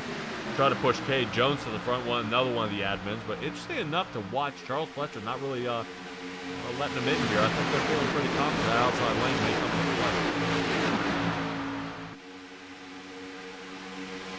Nothing doing so far. Looks like everybody kind of giving each other a little bit of room here. But Cade Jones, look at that door draft. See him? Yeah, there we go. He's getting in the aerodynamic bubble of the 23 at Greg Blazin, but Blazin's getting ready to put on the brakes to Cade Jones. That's too bad. Yeah, that's all right. Well, if Cade Jones snugs, then you get Landon there for the third spot. There we go. Yeah, that'll look pretty solid there, and we'll see if the number 6 car out there. I think that is Tracy Souls. Is showing him in the 36 Chevrolet. There's Heath Rutherford, top side. Charles Fletcher, check this out. Admin team almost on the outside line. Here they all come. Watch and see if Greg Blazin can get back to the front. He is 8th place and moving. Outside line, picking up a bunch of speed. Now here they come. Jamie Shaw, you stay down there because here he comes. Greg Blazin holding the top line here. Still looking pretty good. And the Gentry hanging off a little bit off Cade Jones in the number 4. Seems to be one. The outside line is rubbered up here. Now watch the amount of speed as Cade Jones and Landon Gentry close the gap. Wiley knows what's happening on the outside. Ray's told him. So Michael Wiley pushing Bounty even farther, and now Blazin's up to 4th. Diving into turn 3. Ray's doing a little bobbing and weaving here. maybe getting loose, whether he's in that bubble or not. If he is, the front end goes up. If he's not, front end goes down, and it starts moving him around a good bunch. But Greg Blazin is now in the 5th position here, Stella, and right now that outside line seems to be on the move. It is. I mean, but we also have to remember that there is no blocking. You can't all of a sudden, be the like you said, Shaw, and jump up and cut him off on the outside either. So now what they're doing here and making a line, not a problem. Wow, look at that. Look at what they just did to Sean Boundy. Just wiped him like he was standing still. Admin team has just left the building. Holy cow, they just moved up, grabbed the hold. And yeah, Wiley did almost a switch up here and left him in the dust. Landon trying to see if he can give another push here to Cade, but I think Cade's trying to lay back off Blazin a little bit. Blazin trying to use a little more side draft, and he's worried about the pushing in the back. But it's working out so far. Blazin seems to he's stalled. When you were talking there earlier, inside lane looks like it picked up a boatload of speed, but all it takes is a push by one driver. You see the 115 snug up to Boundy here, and you see they start getting another run again. So if the back guy can push, he can end up, giving a shove to the front, and they all start picking up speed. Blazin now to 3rd. Blazin might get pushed to the lead here, and Michael Wiley says he hasn't been hard racing yet, but he might have to, as Blazin is going to take the lead heading into turn 1 now. Wow. Yeah, outside line is rubbered up. Tires starting to sink in now, and the pace is starting to get picked up by the outside. Now, I'll agree, this is looking pretty good by the outside line, but does Ray decide to give Michael Wiley a shot here and push his guys to the front? What the really heartbreaking thing is here, Stella, is some of these guys will get up to the front, and then they'll duck on down to the bottom. There they go. Yeah, and then the outside line is going to stall out yet again. Yeah, Landon wants to give a shove there to the 4. Has to back off of it a little bit. 36 of Tracy Souls. Almost makes a pop there, but no, nothing for him. No harm, no foul. Yeah, Greg Blazin still in the lead. Cade Jones sitting 2nd. Wiley 3rd. Landon Gentry in the M&M's car 33. Sitting 3rd now. Now he's slid up. Michael Wiley making that battle for 3rd. A little tougher than it needs to be. Ray Garcia is now in 5th. So far, so good. Getting a good angle from the top side here. Not as wiggly as we were seeing last night, except when you get back here to Chuck Fletcher and Heath Rutherford. Rutherford, you're seeing him kind of sniffing out there, looking for a little more clean air to see if he can get a break here. It looks like Heath Rutherford might be stalling out just a little bit. But he is in the top 10 here, Stella. Not looking too bad here for Heath Rutherford. No, not when he had that big mix-up earlier. He had a mix-up last night, had a mix-up here tonight, and it's continuing to kind of bleed down. Ray Garcia all over the place right now. He's got to calm down just a little bit. And that's what I was talking about earlier, is kind of you're racing side by side. You're looking at the fenders the whole time, and you're kind of starting to get a little agitated. You want to get moving around. And I wonder if that's what Ray is seeing. He wants to move up to the front, but Michael Wiley's starting to run out of steam. Yeah, I saw him give a little nudge to Wiley there, saying, come on, they're leaving us. Yeah, good push here by Landon Gentry. Helped get Cade Jones and Greg Blazin out front. That's why they've ducked down to the bottom. Heath Rutherford able to follow along. Now is the number 36 of Tracy Souls. And now Charles Fletcher. Michael Wiley following behind that. And Ray Garcia. Right now, I think I've just got about every single admin except Jamie Shaw, who's back in 14th position here in the top 10. My. Look at Ross, who was right up there in the thick of it, is now down in 12th. Whoa. See Ray kind of bucking off the track there a little bit. I wonder if he's dealing with some sort of issue here in the front. He lays off a little bit, and I think the aerodynamics are catching him from the side draft, and it's trying to pull him back up the track. See if we can get something chasing him a little more here. Let's see if everything's okay, because normally that line, once it starts wiggling something fierce, you start getting real nervous. Guys move around big time. Speaking of moving around, I believe that's Engstrom up here in the 5th position. You see how close he was getting down on that number 36 there of Tracy Souls. Yeah, you talk door draft, I talk trading paint. Yeah, they were definitely getting close. We saw a little bit of net code last night, but not a whole lot. Definitely they have tightened it up. Good. Yeah, between the two. Wow. Yeah, Christian Kilpatrick, I think, pushing a lot harder than Engstrom wants to be pushed here. He's sliding all over the track. Let's see if we can get a better spotter angle of this. There we go. Watch the 91. He is pushing through the turns. He is, but 42's so close on his tail, too. He may be losing some traction in the back end. And pushing and then having no rear end to keep pushing. He'll give you the wiggles, right? Yeah, Lee Tidwell definitely seems to, like I said, they're always the anchor. One or two guys is what we noticed was very, very successful there with Roger Buff Racing at Talladega. But here it seems you're going to need that 3 or 4 guys, exactly how it normally goes. But watch how, see that 91, give him a shot. 42 in the 13, that's exactly what you want. It's the 13 of George Cushman. You see him give a shove to the 42. 42 nudges the 91, and that got the outside line moving again.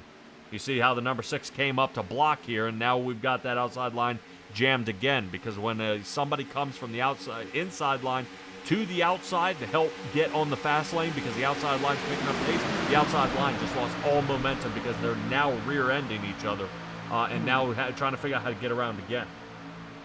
Yeah, and that must be why Wiley's making the pickup again. Look at him go.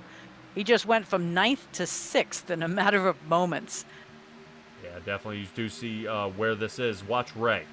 See how that aerodynamic bubble? Watch Trevor. See Trevor Dalton? Wow. Yeah, and that's kind of what you're looking for. If the 2 had given him a little shove there, he may have sent him a little faster. But the number 2 of Greg Corzin bouncing around back there. Yeah, outside line has lost all momentum yet again.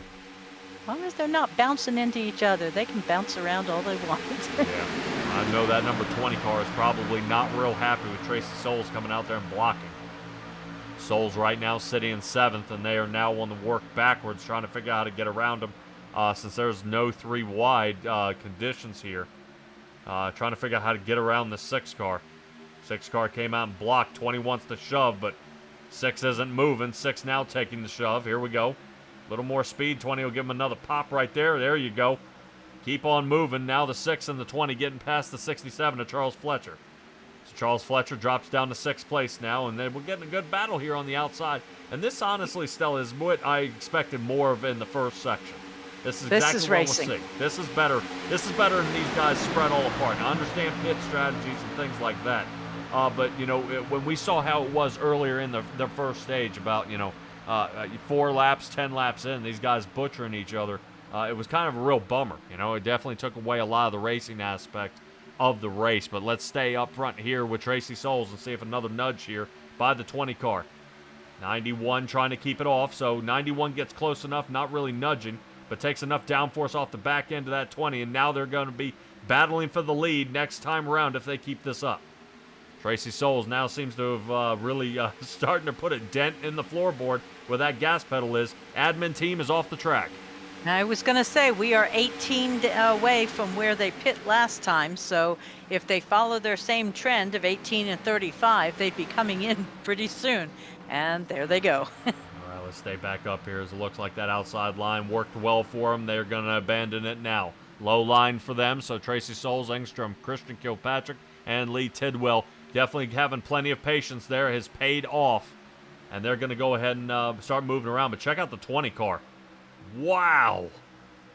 20 car of Engstrom. You see him hang out to the outside almost 15 miles an hour off pace as the 44 Nick Johnson reels him in, almost rear ends him. And then this is going to be what you saw earlier in the race, is now Engstrom is going to be trying to see if he can get pushed here a little bit by the 44 of Nick Johnson. Yeah, I saw the red car there on the outside. Try to, I think he was stuck in DuPont Circle or something. He was trying to go down, it looked like, to maybe go to pit. And you got to be on the inside lane to be able to do that, unless you've definitely coordinated with the guy to your left. Oh, 15. Yeah, so far so good out of all the drivers here at this point in the race. Sean Bounty finally breaking back into the top 10 here.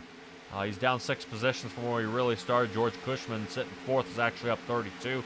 But with pit stops starting to happen, guys are going to shuffle, and we'll see where they we'll kind of see where they end up. You know, whether it's going to be a good angle or not. I know right now Tracy's happy about being in the lead. Kilpatrick, Tidwell, George Cushman sitting in the 13, but it's interesting enough to see Engstrom go back to the high side looking for some more success when the inside was seeming to hold up just fine. He's not really getting any help behind him. The 115 and John Kazaza being a little more conservative, and that's why they're falling off big time here as we're watching the 39 and the 17 slide underneath them. 39 of Michael Ball and 17 of Jason Stevenson.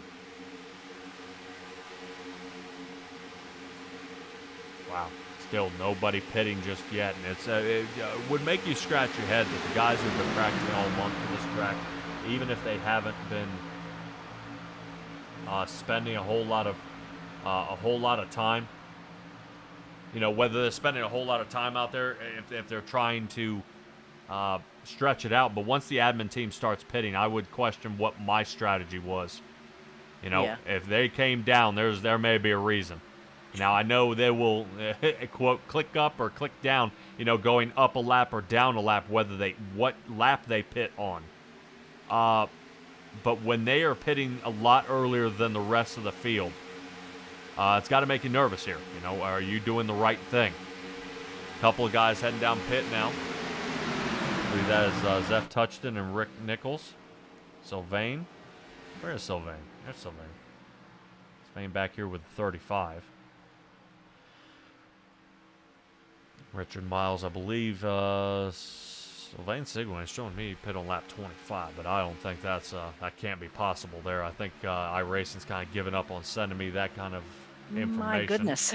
Yeah, once it sends the information back kind of on guys getting a little farther there back in the pack, kind of gives up on them. But let's stay on somebody who's not giving up. Christian Kilpatrick with Tracy Souls here. They seem to be like two peas in a pod working on this. So far, so good. Everybody hanging in there. And I think, if I'm not mistaken, I think that's Imperium Motorsports there on the outside. I think that's Douglas Ross, Thomas Stewart. Yeah, see all the paint jobs? Yeah. I was going to say they all have the little blue tails. There you go. Yep, 77, the 5, and the 64. So that'll be Cameron Romano. Number 5 of Douglas Ross. Thomas Stewart in the 64. I know they're missing the 08 of Ken Couch out there. Ken Couch in the 08. He's way up here. And I think he's rolling with the admin team right now. Can't blame him. That might be a good idea. See, and I think he's running up there. I think that's Heath Rutherford in front of him. Whoa! Oh! Okay, Green Bay. That's the highest they've been in a long time. Sorry. Wow. Almost like Aaron Rodgers there, kind of throwing away his hope and chance of any sort of a win, acting like that. Wow. Not sure what happened. You know what? No, let's go back and look at that. Hold on. All right. We gotta watch this. I'm not Both of 100% us sitting sure here dissing on Green Bay. What? You're not a cheesehead? not since Favre left. All right, let's get back to where it was here. All right, let's take a look at it here. Coming out of pit. Nudges the 28. Oh, yeah. Nothing like being hit at 190 miles an hour. Yeah, it looked like Michael Lockwood in some more trouble here during any sort of pit road stop. And that's what ends up causing this. What I would say is Charles Keller hanging out there on the track even after the wreck. I wouldn't want to have any sort of that issue. 28, he's back with him again. Whoa, man. I wonder if that's going to be a problem later on in the race. No. Yeah. Interesting enough, it did not call that a wreck out here in my ticker. No kidding. Absolutely not. You think because it kind of happened off below the yellow line? I guess. You would think but on he the didn't exit. land below the yellow line. You would think it would be a cautionable offense that would go ahead and pop up and say, hey, this guy just died. Yeah. All right, let's see where are our leaders? Where are our leaders? Because they have been out here for a good while now. No, guys like Sean Boundy, Trevor Dalton, Greg Corzin, and Jamie Shaw, I believe, have not pit.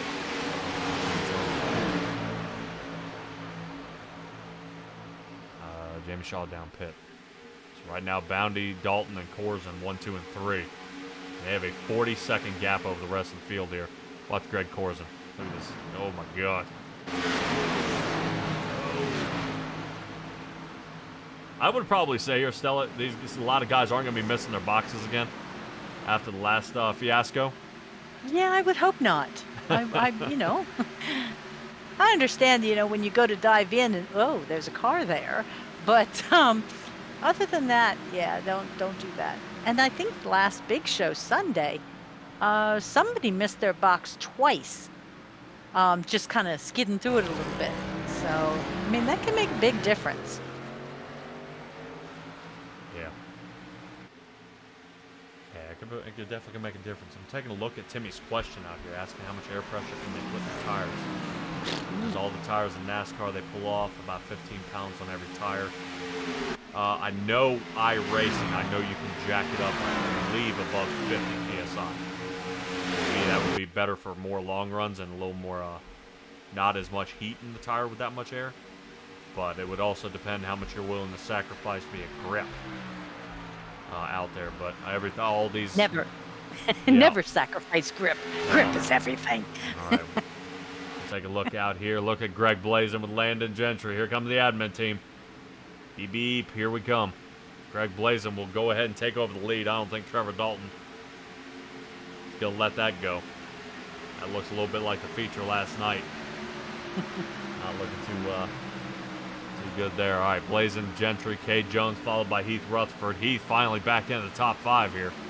Sure is. Ken Couch following along, and then see if Michael Wiley can break 3. Interesting enough, we're kind of counting Boundy out there. Boundy had in a pit for a while. He'd been way out of the top 10. Is able to get a quick pit stop, and now he's still dicing it up with these guys here in the front. Did Ray Garcia have an extra long pit? Because he's down like 18th. No. No. Okay. Yeah, he last pit on lap 51. Well, from what it's showing me, Ray Garcia hasn't pit yet. Oh, he didn't come down with the admin team. I don't think so. From what it's showing me, he hasn't pit, but I don't know if something may have wigged out there. Like I said, once you start getting larger fields like this, it's not able to keep up with them. Okay. So I believe Ray Garcia did pit, but yeah, it looked like everything stayed solid for him out there. Greg Blazin, Landon Gentry still in the lead. Cade Jones sitting 3rd.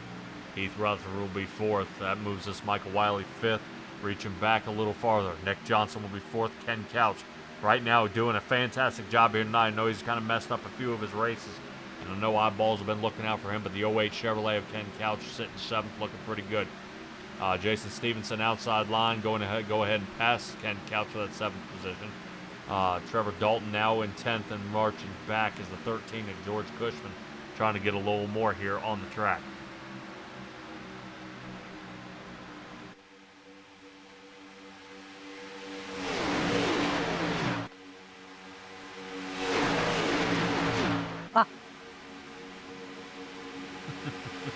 I always like that shot. Fan of the Gopher Cam, huh? I am. All right, Greg Blazin won the last stage. He's got to make it to lap 100 on this. A good stretch out to go here, and it's I would probably say he's got some good guys around him. With Landon Gentry and Rutherford, I expect to see Landon kind of squeak it out and say sorry about that, and Greg Blazin may see what he did to Michael Wiley there and kind of watch somebody go around him. They're definitely going to work as a team and push their way back to the front here and see what they can get going, Stella. And I'm definitely interested to see what they can do out there. I do want to go ahead and give a shout out while we're thinking about it here. Well, while I'm thinking about it is the sponsor for Simtrack Broadcasting, Young Gun Creations. Guys, if you don't know who Young Gun Creations is, owner of Aiden Young out there in number 69 machine. You may see me broadcast for the Coast to Coast Racing League on Tuesdays. He runs a paint shop. If you guys are looking for any sort of paint deals out there to kind of paint up your vehicle, looking at any kind of paint schemes for your car, if you got something cool coming up, he can hook you up. Check him out at Young Gun Creations out there on Facebook, and we'll be able to go ahead and get you out there as well. Looking good on the cars, not just not just in the paint booth. All right, Greg Blaze and Landon Gentry still in the front here, Stella, and I'm interested to see here what happens now. Do we just kind of single file run this, or do we got something else going on? Well, if they don't single file, they'll end up in a crash, and we'll get all kinds of changes in leadership. Because so far they're doing much better in this stage, but as soon as they get hungry, they get a little crazy. It's that hangry, I guess. Yeah, I guess so. See if we can take a ride inside one of these guys' cars and kind of see what everybody else is seeing. Sitting back here on the roll bar with Trevor Dalton. Here I just kind of letting off for a bit here, trying to find a way around.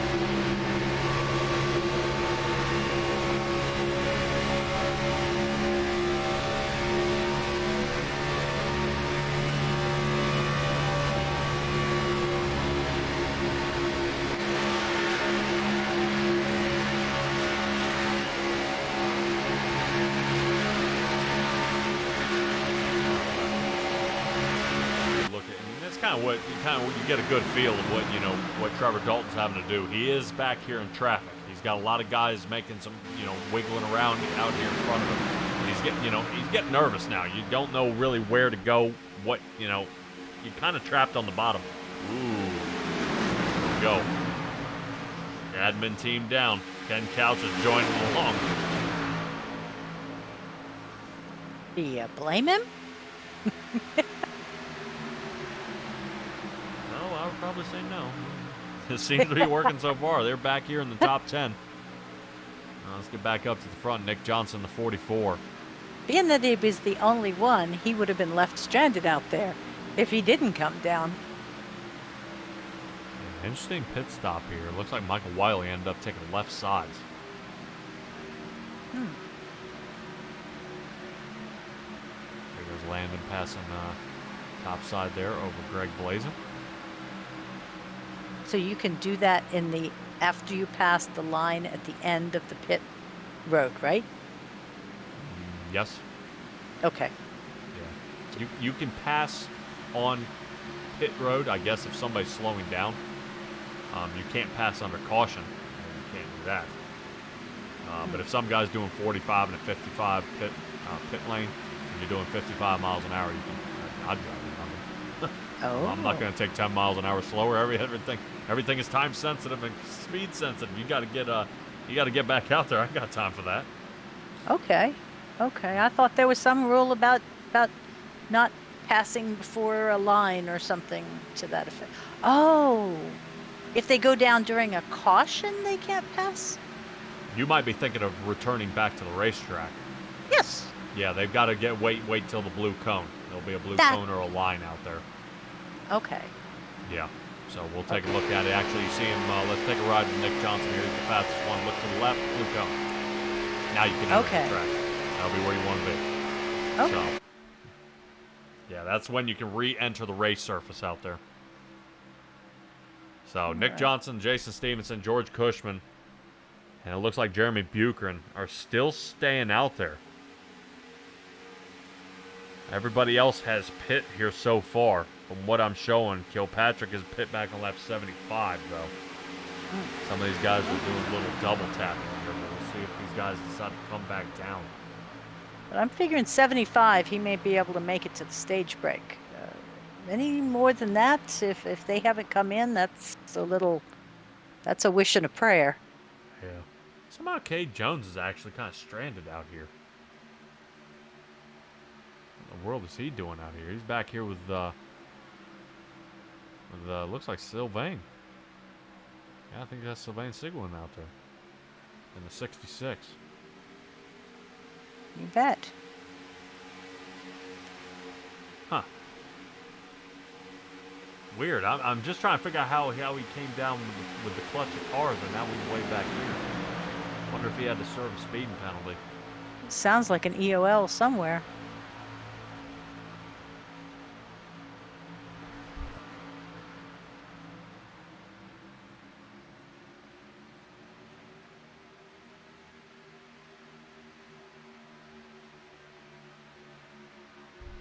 All right.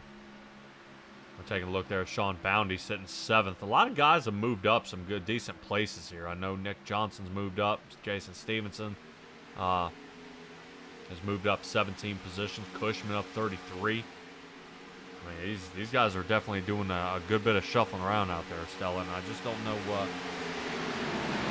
Pit strategy, I think, is what throws me off the biggest here at Daytona. I don't quite 100% know what the key is. What is the admin team doing that they, you know, they can offset everybody else? I mean, I know they're making sure, you know, pit road's not jammed up, but it's definitely it's working. But in the same respect, it's not working. You know, I don't know what, you know, whether so different things kind of follow along here with what's going out there on the track. Huh. Yeah, I was trying to look at the math and see if that would work, you know, looking at you know, 200 laps at pitting every, you know, every roughly 20 laps and seeing if it gave them an advantage when it came to the end. I'm kind of swinging for the fence out here. Or just swinging. So yeah, some of these guys I don't know, kind of seesawing here. What's the best? What's the best route for these guys to take? I don't know what kind of happens here. You know, the way. I mean, I'm trying to look at like Tom Barish right now, in the 55 Toyota, now trying to get caught back up here. It looks like Heath Rutherford there in the 22nd position. And it's interesting to see because it almost looks like they're they might be letting off the gas here, let Tom Barish get caught up. That's what I'm wondering. Right now he's kind of stranded out there. And they would do this what? Try to get another guy on board. Uh-oh. Okay. Nope. Pit road. Yep.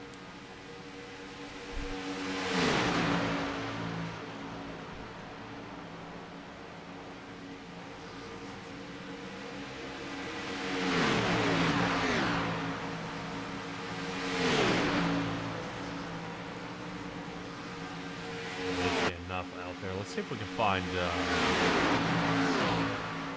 landing.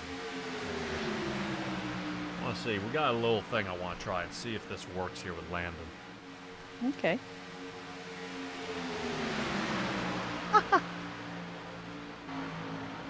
He might as well be doing some aerobics out there. Yeah, you think he's a little nervous about out there driving on the track? I can get that high doing some electric bills. But well, yeah, that's pretty cool. So I know some racers actually do this heart rate monitor to try to keep themselves a little more calmed down. Yeah, so he's spiking now. Looks like somebody said lapped car. Yeah, either lap car or hey, they're looking at you. But they're definitely taking a look at, you know, what he's got going on. And some of these drivers out there, they're noticing that mistakes get made. That heart rate goes up. You start overthinking things, and people start crashing, and you know. And what you want to do is try to keep it nice and low. That way, you know, you're calm, you're thinking. You know, because I've noticed out there, Stella, sometimes that even the guys in the Coca-Cola NASCAR run this. And what they're trying to do is get themselves to calm down for a race, because some guys get the lead and then it's like, oh no, what do I do? What do I do? What do I do? He's trying to avoid that kind of situation.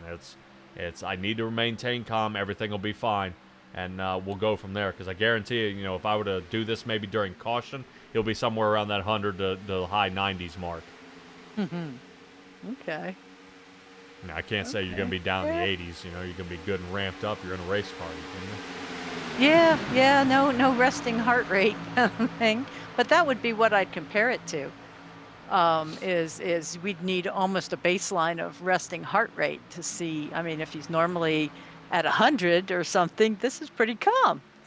If he's at 65, he's jacked up. Yeah. Yeah, I could see that. I would probably say just looking at it, though, you notice every time they come up on a lap car, it bounces. So whenever they come up on a lap, he gets nervous. You can see, oh man, here it comes. You know, and he does have to make an adjustment out there. So we'll keep an eye on Landon and see if he's gonna die out here on the track. Oh no, that's he right? All right. So far, Landon is sitting in 6th place. Sean Boundy definitely still has the lead here. He pit on lap 77. Engstrom pit on 75, Dalton on 77, and Corzin on 77. So, wonder if they can make the fuel to the end here.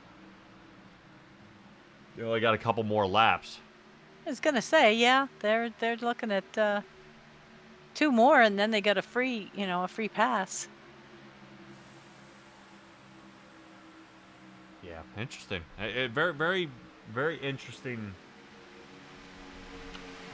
situation. You know, it's only halfway through this race, and it make you wonder what ends up happening. But I think Engstrom said, "Nope, that's it. He's out of fuel." Oh no. man. I thought something bad was getting ready to happen. So, oh God. Getting ready to watch. Check out Cade Jones sending a 3 wide here. Looks like Sylvain Sigwin on the top. Cade trying to stay relevant here. Funny, that's just the word I was going to use. Whoa, look at Ray. Look at Ray. Beep, beep. Oh. Holy cow, Ray Garcia admin team has showed up. Here they come. Ray having to make a huge back off. Jamie Shaw has to check. Wow. Yeah, it looked like Ray was going to give that number 4 a shot. I did too. Why he wouldn't why'd back off so much rather than pushing him forward. It may have spun him. You saw the speed that Ray was coming up on him there. Ah. And there we go, our second stage break. Man. So Sean Boundy gets this one. Finally able to get himself a stage win here. Dude. Boundy number 34.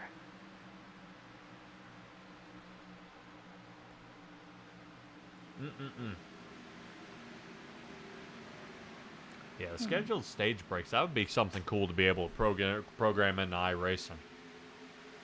As that when the cautions come out during these laps. Yeah, but then you'd have to fight it if you have the ones where we're going to have a stage caution at 30, or we'll have it if a caution comes out anywhere between 25 and 30. It'll count as the stage caution. I don't see iRacing getting that right. Yeah. I would say it would work here. You know, no cautions between 50, 100, and 150. It'd work pretty good. Yeah, okay. But this is the only league I've seen that happen in. No cautions ever, you know? Right. All the rest of your leagues have their proper cautionary tales. Oh man, so Sean Bounty's going to win him a little bit of dough here. For this race. We'll see all these cars shuffle around. And now try to get everybody back on the lead lap. Tell you somebody who'd like to turn his car into a kind of invincible out there. It was probably the 123 of John Gallagher. We have seen that dude mashed up how many times? Man, he needs the blinking star from Mario. Yeah. You're all the way back to Mario Kart.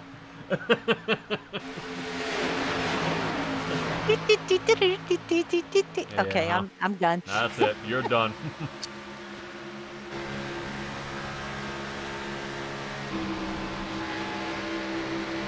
A couple of drivers have lost. You know, we've been talking about guys gaining positions.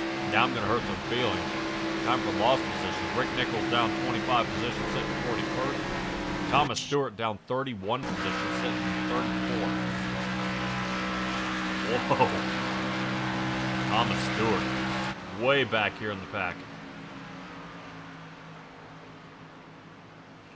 Hopefully he'll be able to kind of flip it around here. Everybody coming down pit road now. I'm getting schooled out here saying Mario Kart was on Super Nintendo back in the 90s. I believe you. I think I still have it on the N64. Ooh. Where's Trevor Dalton? 64? Crazy. Mhm. Did you go to a museum to pick that up? No, bought it brand new. Wow. All right. Yeah, so far, so good. Michael Wiley's lost 5 positions, sitting 6th. Greg Blazin has lost 6 positions, sitting 8th. And Heath Rutherford, hey, Heath Rutherford back in the top 10. And so is 08 Couch. Huh. He just like presto, presto changeo and popped in here. I haven't seen him up here for a while.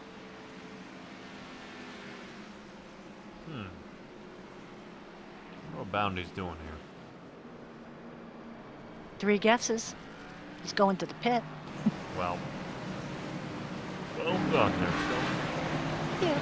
I want to see if he's very thinking tires here. Right sides. Yep. Wow. I'd Sean, like to know, when you give him his interview for stage win, what was his percentage left when he took them off? on the right sides. Yep. That's a heck of an idea. Let's see if we can grab a hold of him here. Let's see. Yeah, there we go. Sean Bounty, you got a copy? Yeah, I got you. All right, What's man, up? dude. I talked to you a bunch out here. Stella wants to know here in the chat, and I know you and I talked yesterday about tires are kind of a moot point. She wants to know what the percentages that were at on your right sides. Almost irrelevant. Right sides, they were 97%. We were mostly riding.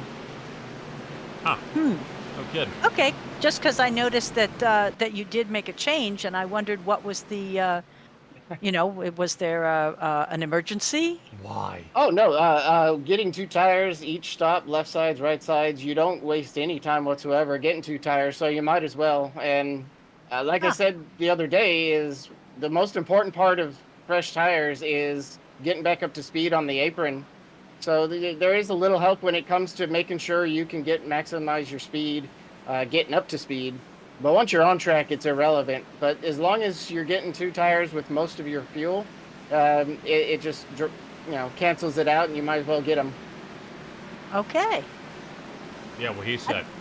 Yeah.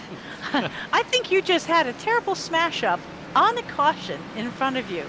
I'm glad you didn't run into it while you were talking with us. Well, some of us can multitask, others can't.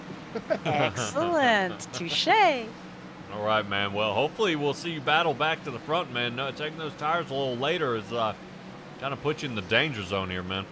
Well, we won that last stage on some fuel strategy, and it was pretty close. But I decided, throughout the middle of this stage, it's going to unfold just about the same way. And if we run the same fuel strategy, I just wanted to top off and get a little bit extra in the bank. Excellent idea. Sean Bounty in the 34. Good luck to you, man. Hopefully we'll see you in the podium position at the end of the race. I'd look forward to it. Thank you. Yep. Like Casaza would run into the back. Oh. Of the 67 car. Hopefully it was just a nudge of, hi, look who's here. I don't know. It says Tidwell did something here. Oh, I don't know what he's up to.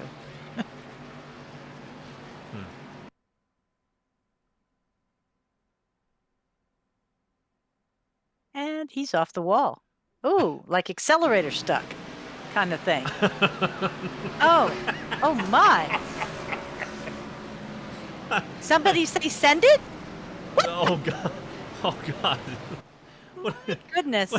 Oh, my God. Oh, yeah. We got to go back live. I can't watch that again. That's too funny. All right.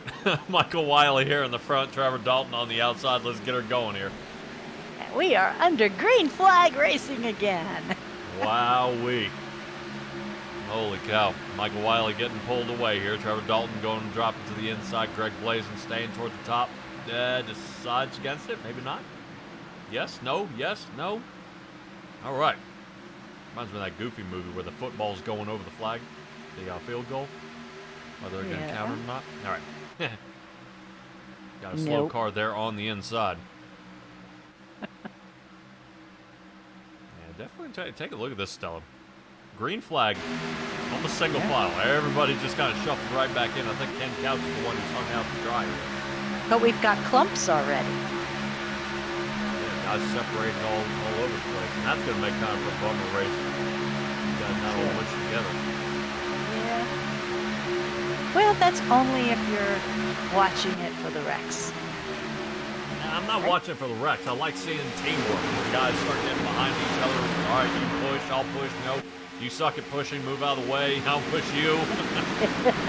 You know, and try to get back here. You know, it just kind of mixes up the field a good bit. You kind of run out of room of anything you can do, or if you're way back here. I think Jamie Shaw is at the very tail end of this field here with Landon Gentry, and then once you reach back to Tracy Souls had something going on there, and we're looking at almost 2.5 seconds between here and Jamie.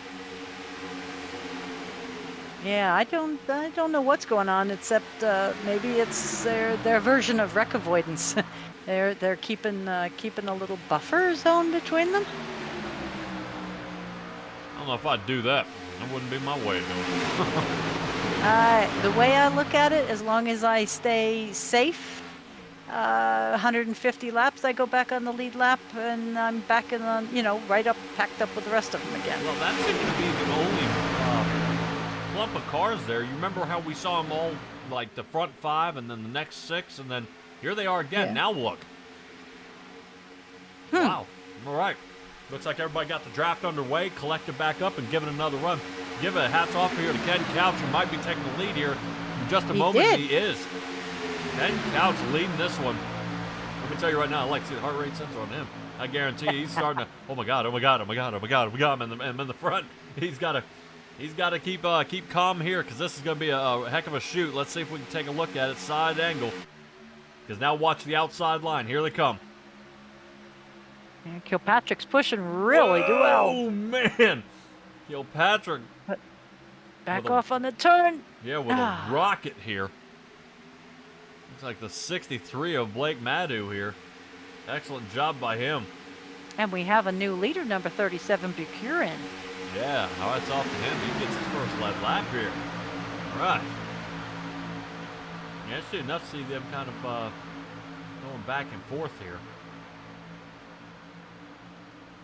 Michael Wiley's still dicing up here and there, though. Oh, yeah. Dude, look at Sean Poundy. 9th. Inside line for him. The 2's going to snug up right behind him with Greg Corzin. See if he can close the gap. Trevor Dalton kind of laying off the back of Michael Wiley there. And the inside line almost looking like Swiss cheese here. Got a bunch of holes in the lane. Got to try to fill some of these gaps in to keep that inside line intact. I was going to say, this all has to be American cheese. I don't think we're running that server tonight. Come on. Yeah, I hear you. All right, looks like we're running into some lap traffic already. Looks like somebody got caught off. Just on that note, do you know there's only one foreigner that's ever won the Daytona 500? Who? I was going to ask you. Who? Oh no, it's not Montoya. Oh gosh, no. We're talking time ago. Oh, then don't even ask me. I have no idea. Aw. Yep, nope, Mario Andretti. Dude, I was just getting ready to say, it's not an Andretti. That is not an Andretti. Dude. Oh, man, I didn't want to sound like an idiot. But I would have sounded like a genius. You still sound like a genius, so No. we'll cut you some slack. No. Yeah, definitely out there in the chat, looks like Timmy's asking, no, you can't groove the tire, and ask what kind of rear end gears these guys are running. I know they do change, but I think 356s are what they run here at the super speedways to get a high enough speed but a low enough RPM. That way they're not digging the whole time. So let's take a look here. Blake Madu here in the front. Ooh, boy. How about a tight squeeze here? Let's ride with Christian Kilpatrick here for a little bit and see what it, kind of see what he's looking at. See if I can find a contact. Boy, he's got his wheel offset something.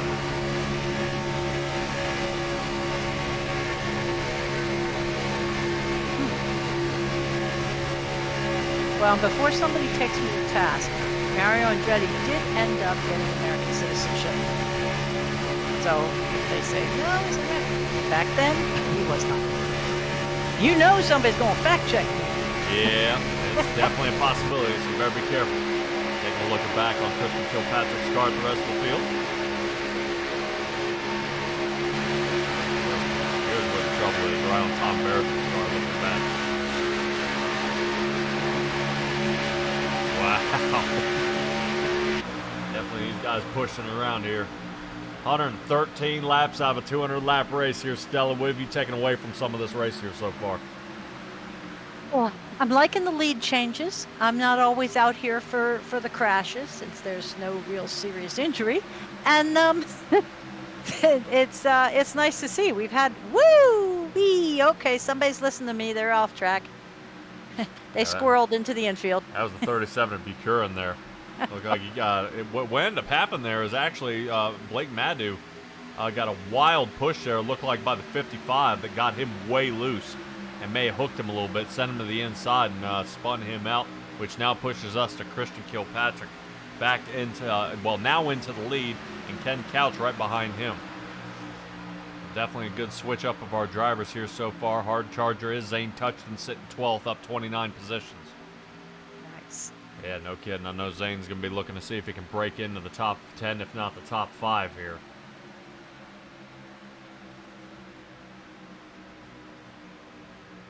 Definitely can do it outside line. There we go. Here comes the run. Blake Madu on the outside.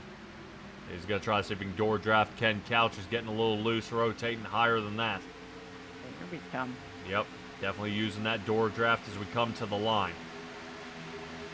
Use a little more there from the 55, but the way Tom pushed him last time, he's probably saying, hey, man, just kind of lay off me there a little bit. James Napier in the 11. We saw how we ended up in a bad situation down pit road. Ah, is that who got turned? Yeah, him and Michael Lockwood, those two got linked up and ended up spinning down pit road. So now James Napier finally back up to the front, now into the top 5, sitting 4th, trying to keep this outside line alive. Boy, little sparks off there from Tom Barish and James Napier. Might have locked into the 55 and followed the exact line he was. Gonna say Ball and Touchton need to snug up, or they're gonna get left behind when these guys dive down. Yeah, they're gonna try to see if they can get something going on here. I don't know if they got enough speed. It is working here now. Michael Ball now into 4th. 34 positions for both Napier and Ball here tonight, but Zane Touchton, we talked about him just a little bit ago, and he breaks in the top 5. So 36 positions for these drivers right now. I've got over 100 positions these two have gained, that these three have gained all together. Napier with 34, Ball 34, Zane Touchton with 36. Wow. Yeah, they are really on the move here, and definitely you want to talk about kind of flipping the field. Is when guys, who have been in the back almost all night, now are in the lead, and guys who are in the lead are now all the way in the back. I mean, Sylvain Seguin is down 28 positions, sitting 38. Thomas Stewart, he was top 5 starting. He's down 27 positions, sitting 30. Landon Gentry down 19 positions, sitting 24. So I mean, this is kind of flipped the field. Heath Rutherford down 16, 22nd. Jamie Shaw down 14, sitting 23rd. So it's just your big names are all in the back of the field, and the guys who are out here giving the admin team something to think about are all in the lead. Ah, and here comes the diving down. Casaza started it in front of Wiley, and now here we go. Trying a little bit here. Looking like the 13 of George Cushman went to the inside lane. 23 of Greg Blaze and Michael Wiley. So at least some part of the admin team's fighting to get back up to the front. A couple of them in the top 10. The rest of them are off the chart. Sean Boundy, we saw he broke into the top 5, top 10, back to 14. So this has a lot more of a Talladega feel, as these guys seesawing back and forth, in the front, in the back, in the front, in the back, and it's not it's starting to become lane choice is where you can be fast. Now we have to watch and see whether Touchton is going to go underneath these two fellas. And because that's lap traffic, is it not? 63.55? No. Absolutely not. No. No, 63 is Blake Madu. That's my leader now. Yeah. Wait. I'll tell you, sometimes. Yeah, well, never mind. Most of the time. No, they've been up here in the lead. They'll drop down now. Zane Touchton is now going to be stranded up top. 44 and the 59 going to have to put their big boy pants on and start pushing that one, or otherwise this outside line is doomed. Trevor Dalton, unfortunately, he's stuck up top in the 27. He'll be the fourth one in that line with Sean Boundy. It looks like Ray Garcia inside line picking up pace. There we go. 44, Nick Johnson now starting to give the shove.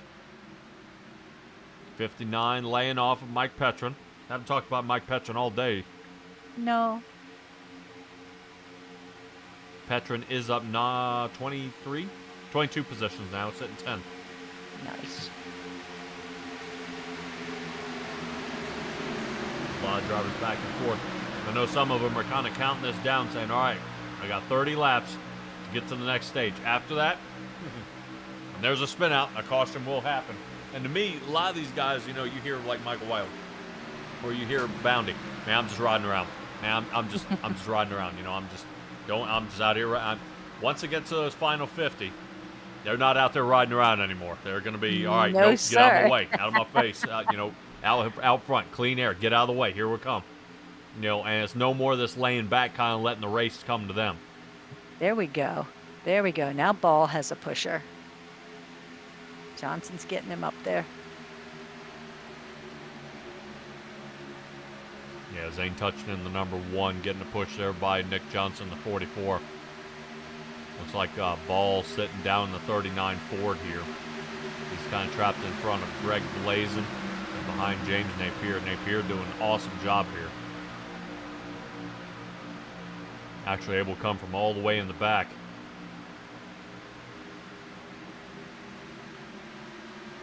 And get third place right now, but only by a bumper. Zane Touchton gets a load of speed here coming on the outside of the turn.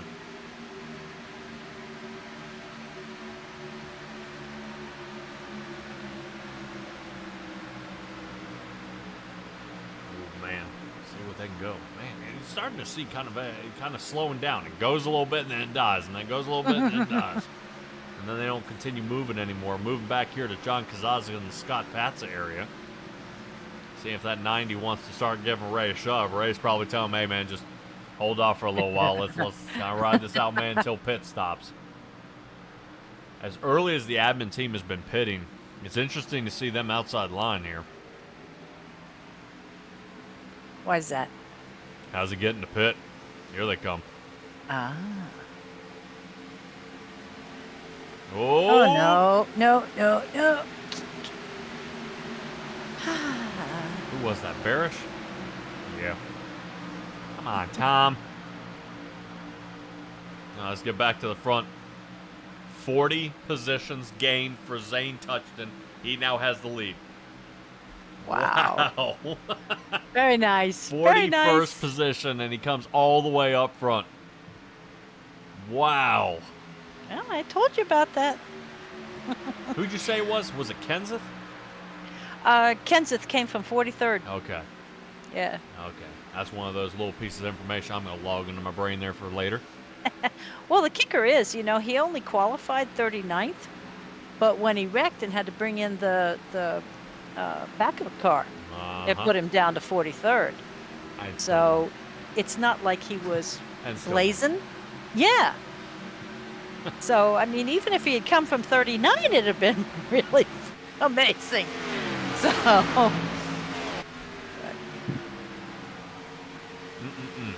right, Blazin, Dalton, Patzer, Ray Garcia now 4th. Michael Wiley is in 5th. Greg Corson sitting 6th. Sean Boundy, Ken Couch, Cade Jones, and Charles Fletcher round out our top 10. Definitely good separation once you start getting around that Ken Couch area. He's kind of going to be stranded here if he can't get some help from somebody. I want to know if Cade Jones, if he can get caught up with the help he's getting behind him. whether he decides to push Imperium Motorsports 08 Chevrolet back to the front pack.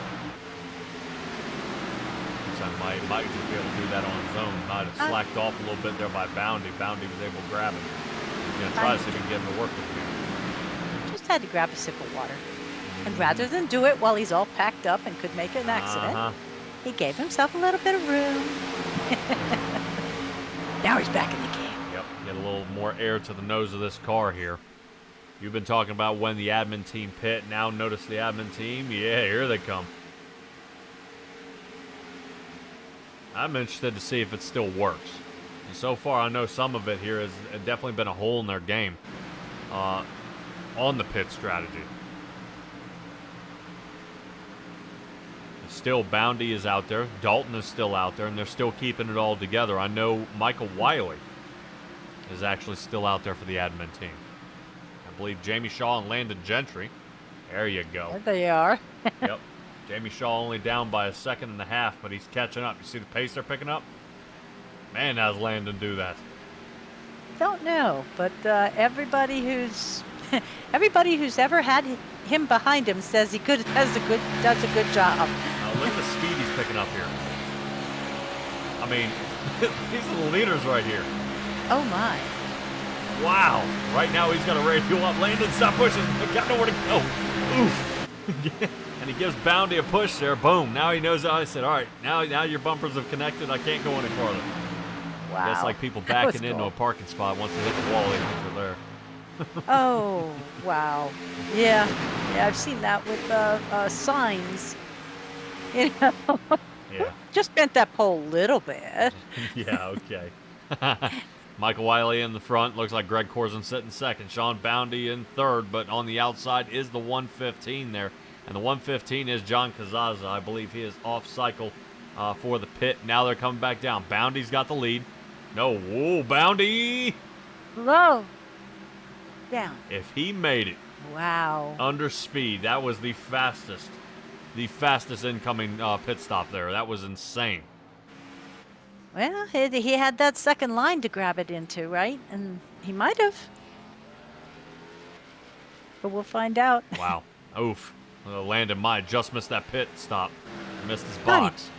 Not again. Yeah, a little miss right there. He's kind of slid through it. He's Back the out one he that goes. missed it twice last time. Yeah, so let's see how they get back out there. I know Boundy was able to get in pit, back out of pit. Some of these guys making up some distance. I know Blake Maddu should be in the lead of the next clutch. Him in the 44 of Nick Johnson. Johnson's going to try to get the lead back here. Now to third, now to second. One more, Boundy behind him. Nick Johnson now claims the lead and has got Zane Touchton behind him. Watch Zane to give the 44 a shove here, and away they go.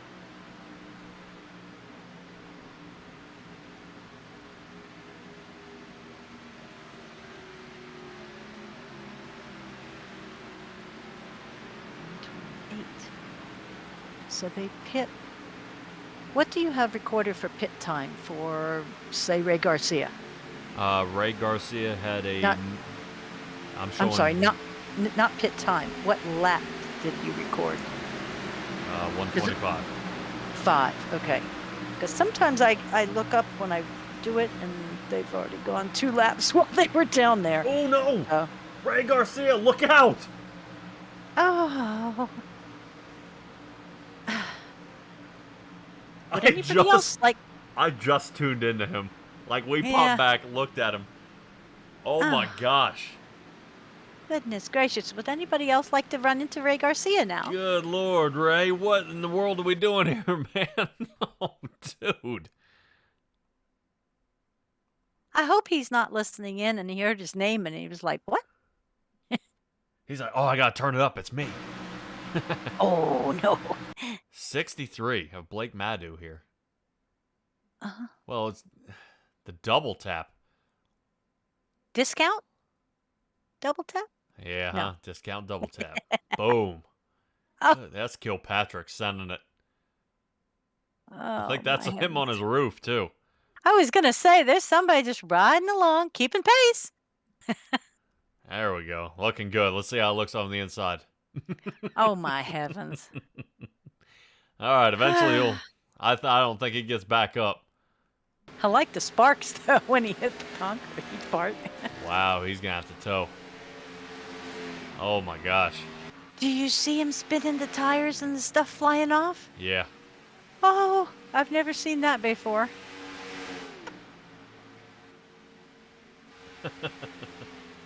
All right, back to the guys on the front. Nick Johnson, Zane Touch, and James Napier, Jason Stevenson, and Michael Ball, 1 through 5. Not too bad by all these guys. Lowest amount of positions picked up is done by Nick Johnson, only 13 positions. And that's just out of the top 5. Most they've picked up is 39 by Zane Touch. So definitely kind of switching it up here. Big time moves by these guys here who are in the front. And obviously deserving because they've got the pit strategy down now.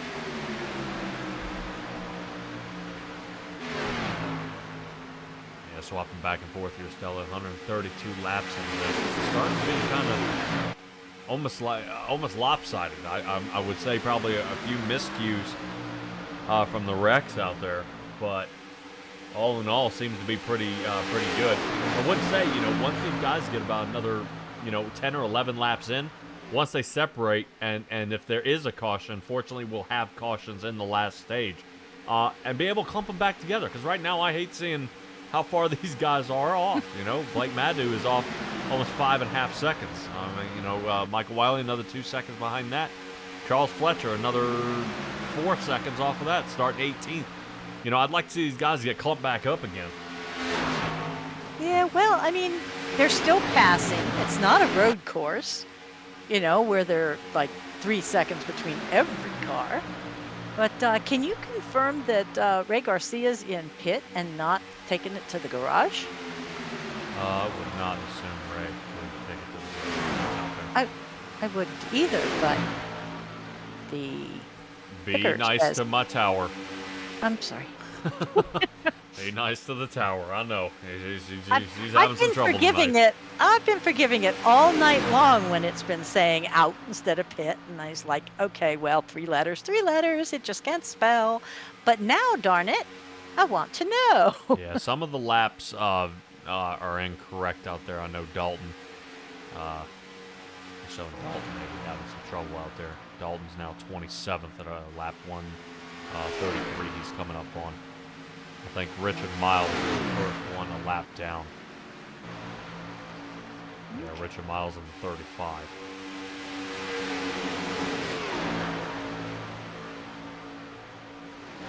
Okay.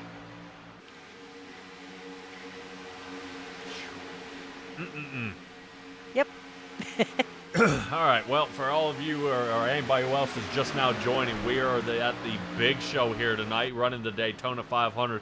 Lap 135 is what we are under here out of the 200 last week. Or actually, yesterday we were running the Daytona duels.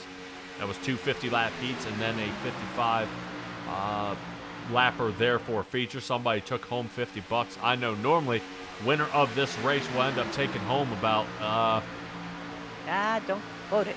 Might be different. Yeah, And somebody's I think feelings are hurt. Yeah, I think normally it's about $150 to $200. That's a His nice race winner. chunk of change. Yeah, I know sometimes it's I think about $20 depending on the stage winner. If you win the pole, if you're the hard charger, and these guys are able to win up a little more money.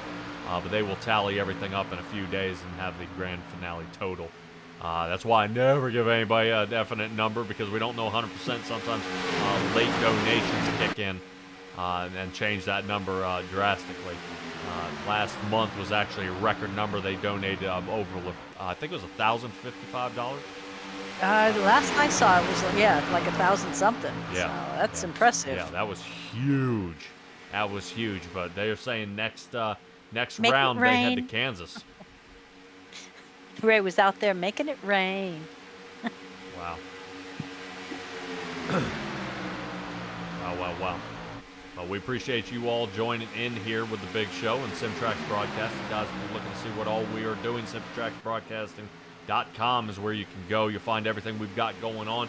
Any league that we're broadcasting, also on every Facebook page or YouTube page they're running, or even the website they have. You'll be able to find the links there. And if you're looking to race and join up with them, same place. You can join up there and be able to find out, what all we have going on. I've also got a schedule out there and everything like that, so don't forget to check in on that. The Big Show's running a new website as well as the Graceland Shootout Series I'm doing. They've got a website out there, and that way you guys can stay queued in.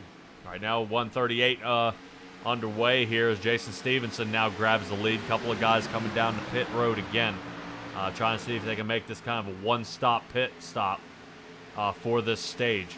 138 come back out and give it another run to hit that 150 mark. And Stella, probably my favorite part, the last 50 laps, because that's where things start happening. A couple tangle-ups here from a few big names out there. We unfortunately just watched Ray Garcia turn and take out, about 5 or 6 guys there, but wasn't quite sure 100% what happened there. I thought maybe it was a disconnect issue or something had happened. Stevenson, Blazin, and Scott Pat's on their way down pit. Definitely a door draft gone wrong. Yeah, I think that's Jeremy Bucher. I saw him slide out of control earlier. I think with the contact with the 63. Sean Boundy back in the lead with Michael Wiley behind him, Jamie Shaw, Greg Corzin. There's the admin team starting to clump up in the front. So early pit stops for them on 127. They might be able to stretch it to the end. So far, they haven't been doing that. Greg Corzin's moved up 30 positions, sitting in that fourth spot in the line. Pretty solid out of number 2 Ford. Looks like he's running a throwback scheme on that. Looks good.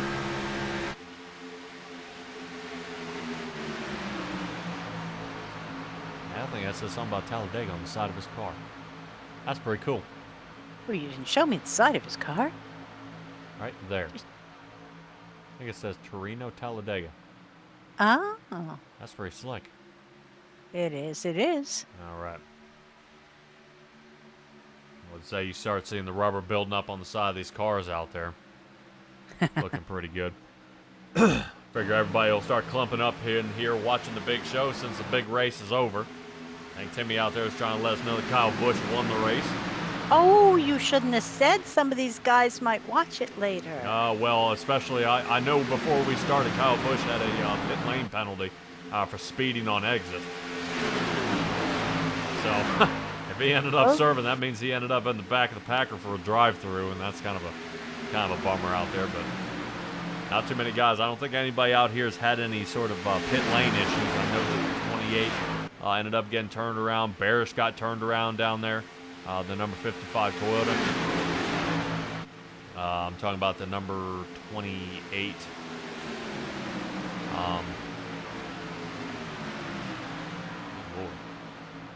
Yeah, Michael Lockwood. That's it. Sorry, I don't have him on the deal because he was the fill-in tonight, and that's why I'm getting a little mixed up here. Michael Lockwood, because he was the fill-in for one of the drivers who was unable to make it. Big Show fortunately has enough drivers to have fill-ins, even guys on reserve if normal ones are unable to make it. So awesome by all these guys here so far, and really bringing out a full field of 42 drivers. Some of these guys are mixed up a little bit. Couple of wrecks. Michael Wiley still able to survive this. Jamie Shaw sitting second. Sean Boundy third. Boundy won the last leg, the last stage, and it looks like Michael Wiley's going to try to sneak out this stage. Well, not if Shaw has anything to say about it. Yeah, Jamie Shaw definitely won for a last lap pass. Sylvain Stewart figured that out last night. Don't want to turn your buddy, but definitely during the feature that may change their thought. Chris Vickery coming down pit, unfortunately the Lone Ranger there for Imperium Motorsports. Zane Touchton, thought Zane was coming down. No, Zane's staying back out. So Chris Vickery, the only one down pit road now. Wiley, Sean Boundy still 1, 2, 3, rocking on the inside of the number 6. This should be actually the 36th era of Tracy Souls. Haven't seen Tracy get up front much. He was in the lead there for a little while, but is yet to return to that position. Taking away on through, if I'm not mistaken. I think actually Tracy Souls may be a lap down here. Yeah, because I'm not seeing him up in the top of the tower. I'm looking at the fact that it's 46 seconds behind the leader. Yeah, which is exactly what they're running out there. Some of these times are getting pretty pretty dicey here so far. Let's take a look at their best times here at the beginning. Wiley with a 43.91, 43.64 for Shaw, and here are their last times. Oh, wow. Yeah, the fall off is starting to really set in here, and I don't know if it has anything to do with the weather, seeing that the track has cooled down to 66 degrees. Or a lot of these guys have chosen not to take tires. It's possible. I would say yes, Boundy and Corzin both with 10.5-second pit stop times. These guys have taken at least right sides. So, interesting. I'll tell you, because I'm looking at ones like Garcia and see, it flips and I forget already. Wow. Just watching them at 45 and whatnot, which was so much quicker than what you were showing earlier. And so they've just come out of pits. They had to have taken tires to be able to make up that kind of time, yes? In a sense, I think I know what you're saying. Is they should have already come down pit road. No, didn't Garcia come down after that wreck? Not at all? I don't think so. Oh. Showing Ray Garcia last pit on lap 136, when some of his other guys did as well. Blake Maddow is working his way down. Maddow.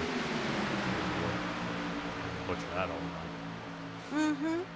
Yeah, talk about Wiley, still in the lead here.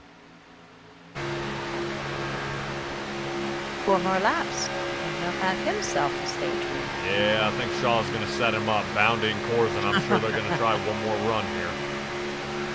Not Landon Gentry and Cade Jones are going to try and make the break. That's a little further back. Yeah, well, as soon as they slide to the outside, somebody in front of them is going to do the exact same. Greg Corzin, you see he's kind of trying to hint to Boundy. He wants to move. If they move to the outside, they could actually stall this front row out. Ah, because of the big gap then behind them. They get more downforce on the rear end of the car. Looks like Michael Wiley running into some lap traffic here, the number 20. Should be Engstrom here. Should be Barish in front of him. Ray Garcia, and then the number 6. These guys did pass him earlier. Let's see what happens. I want to kind of stick with this part here because what happens in the back of the field is going to be the change. I would expect to see Landon Gentry kind of pop toward the top here with Cade Jones, and I think Sean Boundy will slide up at the same time. You see how the 4 is laying off, and what he's trying to do is try and hit that aerodynamic bubble. Once they get that run, they're going to push to the high side and then roll on through. They may need Boundy to pop up to see if they can use that draft from him to yank around, but not too many laps. They got only 2 left still. Yeah, this I got to see.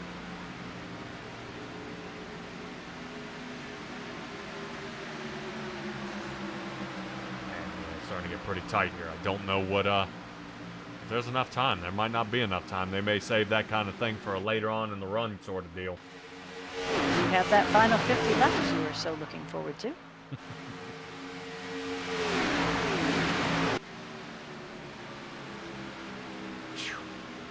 Interesting run here tonight. It's just kind of. It's probably why I don't like super speedways that much, just because everybody gets so spread out. And Daytona is just one of those ones that one little stumble and some guy lets off the gas and he's back 3 seconds. Yeah, let's take a look at the front leaders again. Let's see how close they are. I don't want something snappy to happen and miss it. Well, it's interesting because it almost looks like Wiley let off the gas here. See how he backed way off this front pile? He was right on the back of Engstrom there in the 20. He was, like right on his bumper, and now all of a sudden they're way off. Wiley swings to the outside. This almost looks like a planned run. Excellent. And that's kind of what you get. It's kind of that setback. You weigh it back, block Jamie Shaw. Michael Wiley gets the run on the 20, is able to keep Shaw from passing him. Wow, that was a sick move. Wow. Somebody who actually thought that one through. All right. Haley out there in the chat. Password. Give me a code word here. All right. Let's see what we got. So far in that one, that should have been Michael Wiley, Jamie Shaw, Sean Boundy, Corzin, and Cade Jones. 1, 2, 3, 4, and 5 pit stops have got to happen as soon as they line up behind the pace car. They got a little ways to catch it. Seeing that the rest of the field is scrambled yet again. And I would say here, Stella, I'm kind of wondering, this is now our third stage, and we're still scrambled up. What can some of these guys do to go, hey, we got to clump back together again? Because the more they get spread apart, if you're in the back, you're falling even farther behind. You know? Super glue? Yeah, how they stay up front. It's like you're kind of figuring out how everybody's pitting. We all need to pit that, you know, whatever everybody else is doing to keep this race close. You know, to try to. I guess what I'm trying to say is like how do I keep Michael Wiley not 20 seconds in front of me? Yeah, how do you I'd stay in rather- contention? Right, I need to keep him within 4. So why does this keep happening? How does he keep getting away? And after 150 laps, I'm wondering if anybody's going to have an idea in this final stage that this is what I need to do. I need to let, you know, this happen, and try it that way. There are going to need to be some cooperative, aggressive passes made, because I think the reason why we're getting the clumps and the clumps so quickly after restart is, you know, the usual somebody sleeping at the wheel, somebody misses a shift, and it just slows the entire bulk down all at once. Otherwise, you know, you can see a car here, a car there, that's been running in the back, staying in the back, but for the guys, you know, what, 10th? And then they make a group of 5, 15th, and then they make a group of 5.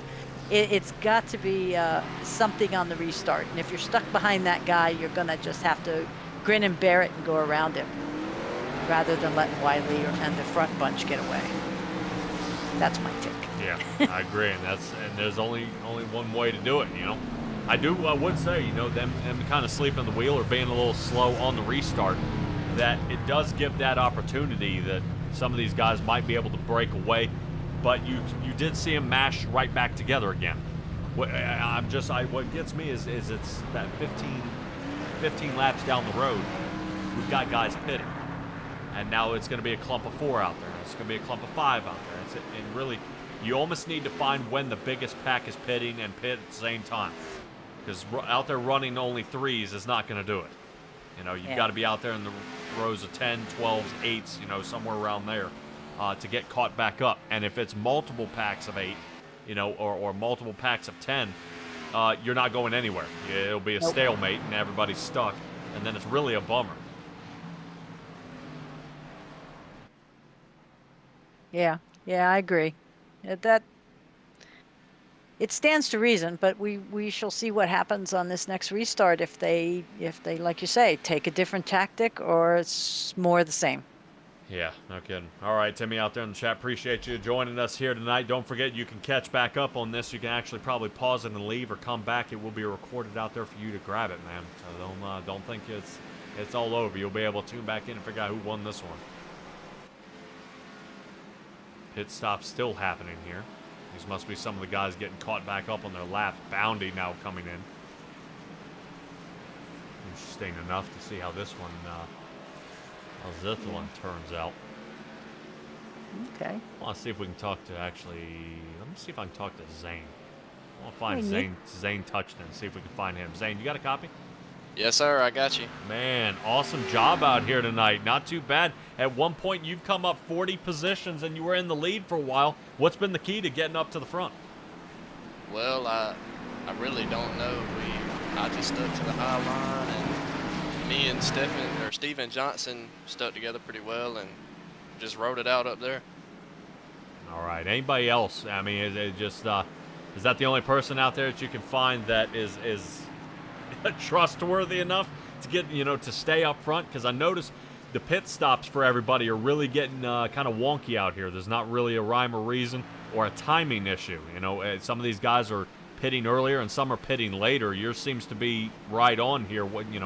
Is there anybody you're following? You trying to follow the admin team? You staying with Outlaw Motorsports or what? Well, me and my brother, we separated for just this event. But I've really just been riding by myself. Trusting people, but it's hard to do that out here. So. All right, man. Well, hopefully we'll find you in a podium position here at the end. Good luck. Thank you, sir. Everybody has Zane Touchton there. So far, right now, sitting in second place, 39 positions up. So he has completely flipped his entire night. You going to talk to our stage 3 winner? Who, Michael Wiley? Yeah. Absolutely not. I already talked to that guy. Oh. I already talked to that guy. Yeah, I know. That guy might know. All right, I want to find actually James Napier. I want to see if I can grab a hold of him. Let's see what we got here. Let's see if I can grab a hold of James. James, you got a copy? Yeah, you got a copy? Hey, man, how's the race going out there for you tonight? Man, it's chaotic. Well, I know the spin down pit road was definitely not how you wanted it to go for stage 1. You know, how do we get you back up front? I know you are top 10 compared to the other 40 drivers out here, though. Just be in the right place at the right spot on time, I guess. Trying to survive. Well, you're looking at 9 cars in front of you, maybe 10, seeing what Heath Rutherford's doing up here. Who can you look and kind of point your finger out the window and say, that's the guy I need to follow? That one, I got to find that one car. He's pretty good. If I can find him, I feel like me and him can hook up and we can get up there. Oh, the one car. Zane Touchton's actually sitting in second place right now. Hope I can get up there with him. All right, man. Well, good luck to you, and hopefully we'll see if you can run him back down. Thank you. Good luck. Yep. Try to shuffle all these guys up, get them back where they're supposed to be. Holy cow. Talk about a couple of the drivers out here. Where is... Let's see if I can find... Who should we talk to now? Talk to a bunch of guys. Pace car lights are still on. I know. I'm trying to figure out where Scott Patza is. Scott Patza, I believe, is back in the 16th position. Let's see if I can grab a hold of Scott. I wonder if Scott's got it. Scott, you got a copy on me? Yep, I'm here. All right, dude. This race here tonight has been something. You originally started in 26th, now sitting 16th. Final stage of the race. What's kind of the game plan here? Yeah, work with my Big Show teammates and hopefully get us all to the front. But of course, try to stay clean here for a while as well. Good Lord. I was going to say, well, as many mashups as we get, we will have some cautions here that might be the lifeline for some. I'm sure you're kind of gambling that's not going to happen to you, right? That is what I've been fortunate so far, and hoping to keep it that way for the last 50 laps. All right, Yeah, Scott, you're kind of in the danger zone there in the middle. Right. Yep, I was going to say, yeah, you are definitely where some guys have been moving around a good bunch, and I think if everybody's been riding the past 150 laps, A-OK, the gloves are off now. Good luck to you, Scott. Thanks very much. Appreciate it. Thanks for being here. Oh, yeah. All right, everybody, I'll be Scott Patza. Pace car lights are off.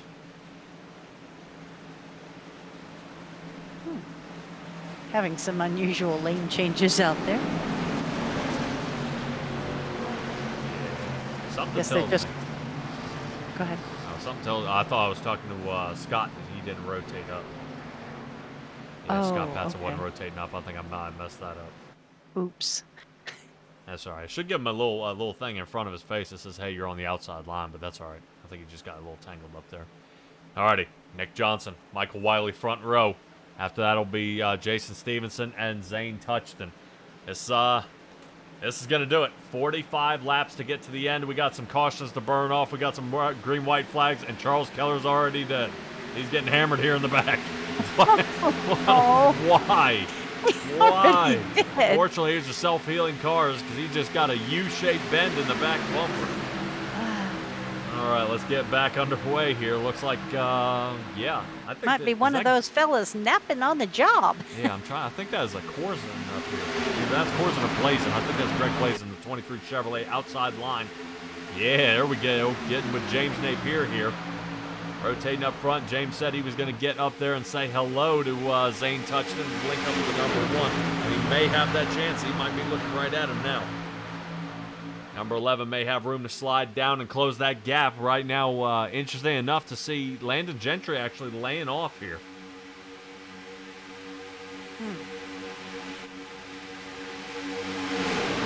Always try to kind of keep an eye here. Now here's that one question again. Let's see how Landon's doing. All right, he's getting a little nervous. He's in the pack. This is fine compared to when he was pushing. He just went on the wrong side of our camera. Sure, let's see. Nick Johnson now getting away with the lead here. Michael Wiley's dropped down to third. Inside line kind of falling apart here, and the 23's around. I saw it. Oh my gosh. Oh, I want to watch the heart rate. I want to watch the heart rate. Yeah, it's up now. Oh Zing, my zing, gosh. zing, zing, zing, zing. Well, that should bring out a caution because that at least involved the top 10 and just took the entire back of the field out here. Yeah, there's the caution. Somebody's still in the lid. Zane is upside down. Man, we talked to him. He's second place. He dropped back down to fifth. Oh, a little more. There you go. I mean, really? Well, rather than him towing, and towing would take another 2.5 minutes here. So that was a favor. Yes. Yes, Not a that was poke in actually the eye. right. No, that was actually a good thing. Wow. Yeah, Greg Blazin got crazy loose here, and I don't know what sent him back up the track, because it destroyed just about everybody out there on the track when it happened. And we'll see if we can try to run this down and figure out what happened. Try and get a better angle because he ends up way in the middle of all this.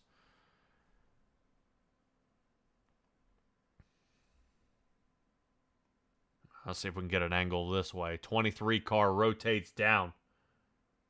iRacing. Well done on the netcode there. Mm-hmm. And then here we go.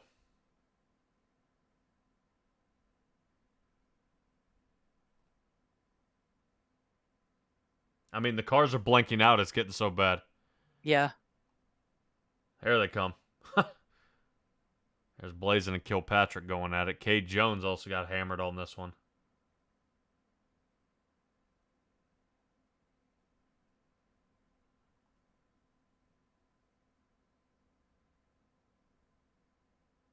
Wow. I actually want to see where Zane is. This is gonna be a wild ride. I gotta find. Yeah, Zane was upside down and in a different zip code on this.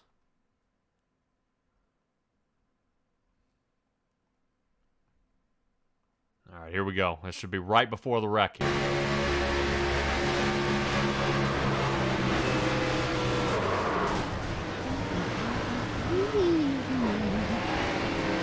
Oh, see, his little flippers came up and up and down and up and down and up.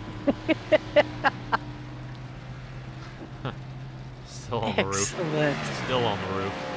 Excellent. Wow. Wow. Well, we'll put all this back together, get all these cars back in one piece.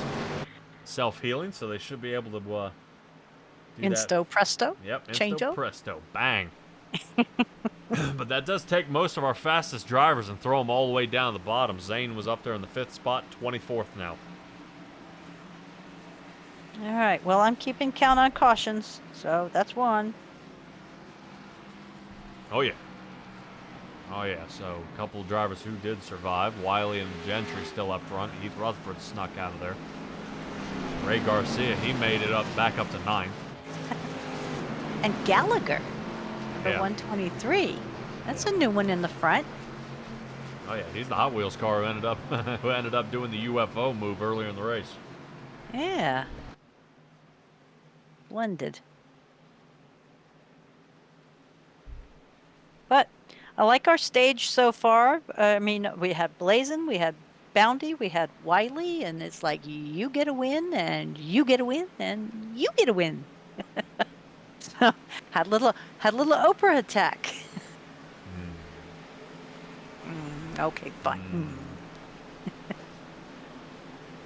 Always has to be the new car, huh? And you get a new car? And you get a new car? Everybody Okay. wants a new car. Self-healing Well- cars, they're always a new car. That's what I was gonna say. I should have used it on the self-healing cars, and you get a new car. There you go. Okay. Let's get him re-racked up and try this again. It didn't look like Blazin came down on him. I saw him nudge down for the door draft, and it looked like contact happened, but there was, there was too much space in between them. But the admin team will take a peek at that after the race. It's already done. It's already happened. Nothing you can do about it. Well, looks like we have the family-size M&M bags now. There you go. I was just about to tell you, M&Ms are all together now. Yep. I just wonder where my crispy ones are. I don't see the crispy ones out here tonight. Crispy. Yeah, there's somebody out here with crispy M&Ms earlier in the run and heat run this last couple of days. Okay. They decided to abandon me. Aw. Let me know if you find any fudge Oof. ones. Oh, Look at this. serious, gentlemen. Seriously. Gentlemen, bend your race cars. Good Lord. Hey, what are they doing?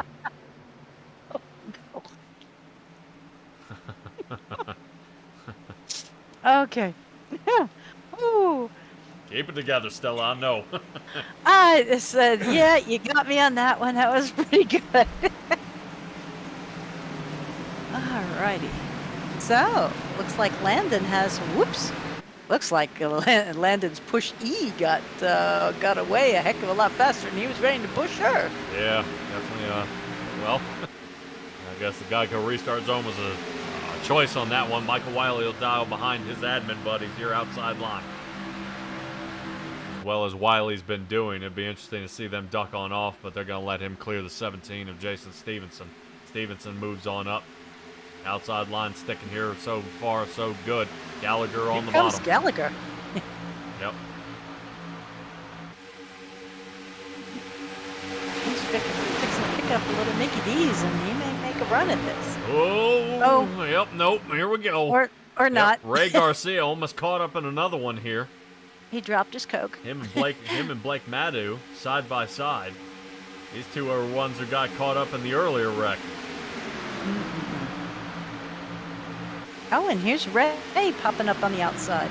Yeah, that's what I was saying there, man. But yeah, he's working Yeah. on it. Ray's trying to see. They're double wide now and starting to lose time. Over half a second off the next guy. Now almost 3/4 of a second off the next guy, and they're around again. Oh. Yeah, they may keep this one under green. I don't know if they'll put that under caution. Just wiped out the back of the field. I see Blazins in it again. Yep.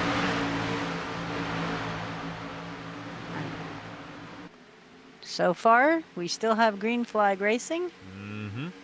So we are, I guess, going with the rule of top 10 in the last stage. Yeah, possibly, or they're going to try to put some laps down here rather than just back-to-back-to-back cautions. Yeah. Which are getting a little silly. I mean, it was kind of a tumble up again here in the backfield. No caution out. Let's rotate back and take a look at some of the drivers who were probably tangled up in it. Keller was caught in it. Greg Blazin was caught in it. I believe John Cazaza was caught in it as well. George Cushman was caught in it. So all these guys kind of strangled out back here. Yeah, and we have a new leader up front. Yes, we do. Rotating back up front, Landon Gentry. I know Heath Rutherford is supposed to follow the script here, whether he follows what the Big Show said to do or what I think somebody else told him to do. No. Is going to be his choice. His choices being tonight are I don't know what to do with my hands, or it's on the last lap, turn the 33. Oh, no. So Heath Rutherford desperately in need for a win. Landon Gentry is already a two-time champ here in the Big Show, and the 98 is behind him. I expect to see Wiley and Rutherford do something here at the end to try to put Landon Gentry behind him. I guarantee that no block rule is going to come into effect then. Yeah, they, from what I understand, they're a little bit more lenient right in the last few laps. Mm-hmm. So Always more lenient when the champ comes around. So let's see how Landon does it here in the front. So So far, so good. If I were them, I would, if I were Michael Wiley, Greg Corzin, and Heath Rutherford, I would probably want to get him behind us. 'Cause, I think he's going to block to the end and try to win another one here.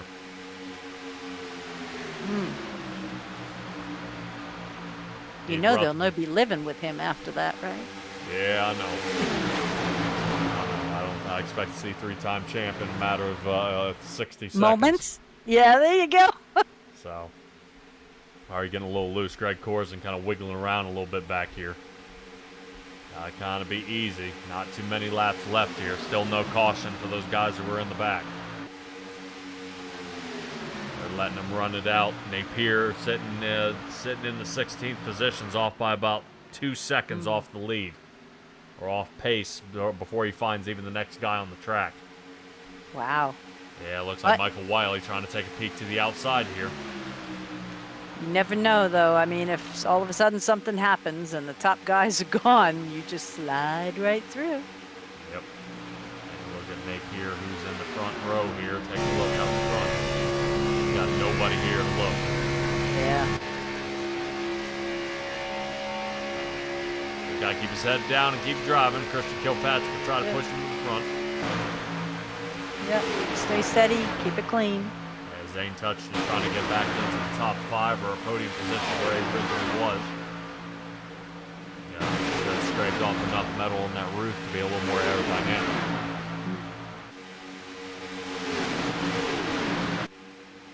You're on a roll tonight. Now, definitely taking on a roll here. Landon Gentry and Heath Rutherford still in the lead. Wiley hasn't challenged him yet. I'm wondering if he's thinking it's still too early. A bad pit stop from Landon could flip this anyway. Yes. He's missed his pit box a couple of times here tonight. So. Oh, Ray. Goodbye. Ray's gone. But the caution is out. Yeah, I guess so. That involved drivers here in the top 10.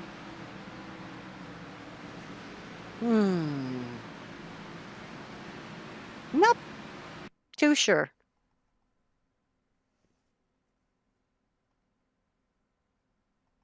About? Well, taking a look at it, I know Ray sitting here in the top 10, right on the inside, and I wonder if him and the 63 got into it again. And this happened earlier in the race. These two hammered each other, except reverse rolls. Well, take a look at 44 and see if 44 gave Ray a bit of a push he wasn't expecting. All right, let's see if we can. We have your Michelin chopper view. Yeah, but it looks like this altitude is a little higher than we're going to be looking for here tonight.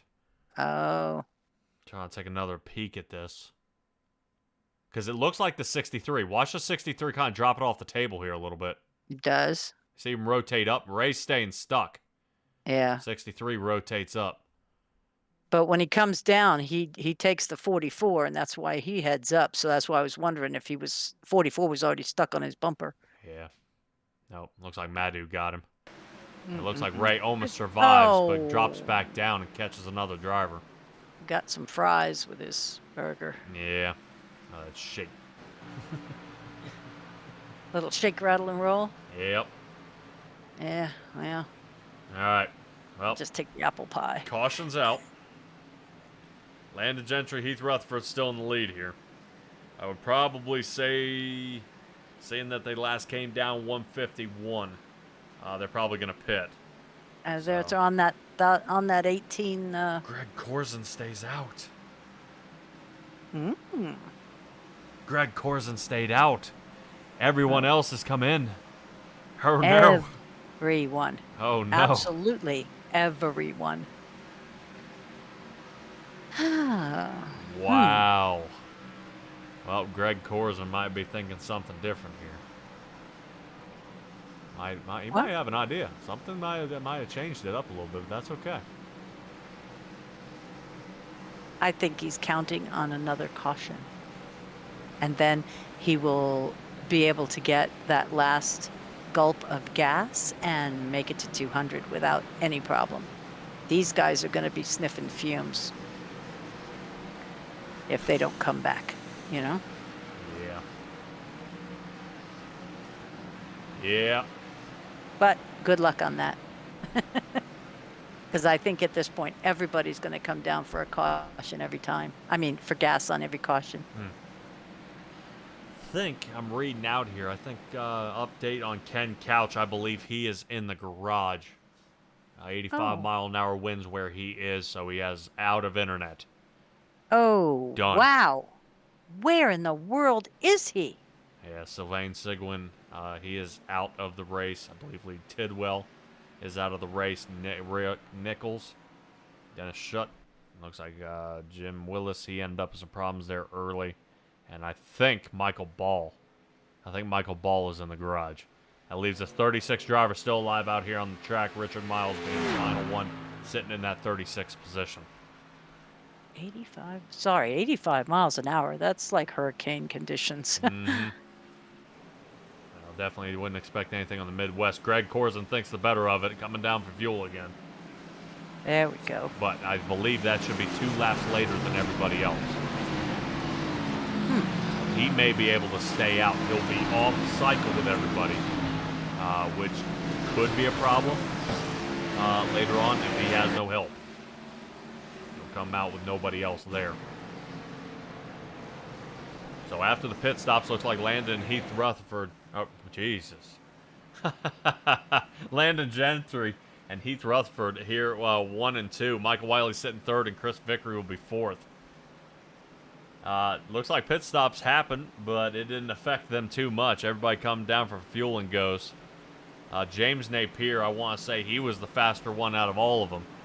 6th position for him. Yeah, not a bad gain on that one. Yeah, no kidding. Yeah, actually, I think if you count the leader in the front, that'll put him 5th on the inside line. Not too bad here by James Napier. Yeah, great job there. Interesting to see how that plays out for him. It's kind of also interesting is how his timing was. He actually made it down pit road. He was in and out of the box in 6.5 seconds. Everybody else was 8. What you think? Maybe didn't need as much gas, or the others took tires, or he already dumped and went. Didn't wait. Maybe some of these other guys just took left sides and he said absolutely no tires and got back out there. Yeah, you might be right. Let's see how Gentry does it. Pace car lights were off. Looks like we're going to have an extended caution here. They're still off. They were off before they got to the line where it seemed to be going around again. Yeah, I'm going to be ticking another one off here. See how we get back up front. I want to know where's Charles Fletcher. Let's see if I can grab hold of Charles Fletcher. Oh. Oh, what? I don't know. Rutherford just kind of stopped for a minute. All righty, we'll try to see if we can grab him before green flag. Charles Fletcher, you got a copy? Hello there. How are you tonight? How are you, man? Got a lot of work to do to fight to get back into the top 10. What's it going to take? Oh, a lot of good partners. Any out there that you know you can link up with? Well, yeah, a lot of my teammates will work. We're working real well together. Hopefully, we will until the last 5 laps, I'm sure. Then everybody for themselves. But I got Cade here in front of me, and he's a pretty good racer, so I'll probably stay right on his bumper and follow him right to the front. All righty, you're in good hands there. Cade Jones in the number 4 Chevrolet. I would watch out for the 34 Toyota that's sitting around you right there. Should be to your inside. That's gonna be your bullet out there. Yes, I know he's another one that I could follow, but I'd like to be in front of him though. There you go. Well, he may be a silver bullet. You will have your chance. Good luck there, Charles. Thank you. All righty, sorry, I want to try to get him off quickly as possible because I know we're about to be green here right now. Heath Rutherford gets taken off, outside line for him. Heath is now in front of Landon Gentry. Yeah, something tells me Landon's thinking that'll be the last time. Uh-huh. As he's going to go for that last lap pass. He did it last night to win the duels. Michael Wiley trying to see if he can get himself another win. I'm sure you remember that clinic he put on at Michigan. Way out there. Oh yeah, he had a huge sweep. Huge sweep. It looks like Gallagher is actually way on the backpedaling here, down to 13th. Yeah, Napier just took a shot to the outside. Oh, man. Nope. I think nope. that is. Ooh. Who was that? Was that the 89 of Royer? I think Royer just cut him off, almost ripped the front end of his nose off there. Holy cow, that was close. And Three I was wide. watching Kilpatrick dive to the inside. Nope, there we go. Greg Blazin again. Yeah, I'm sure Blazin not happy about the net code because now he's back here in all of it.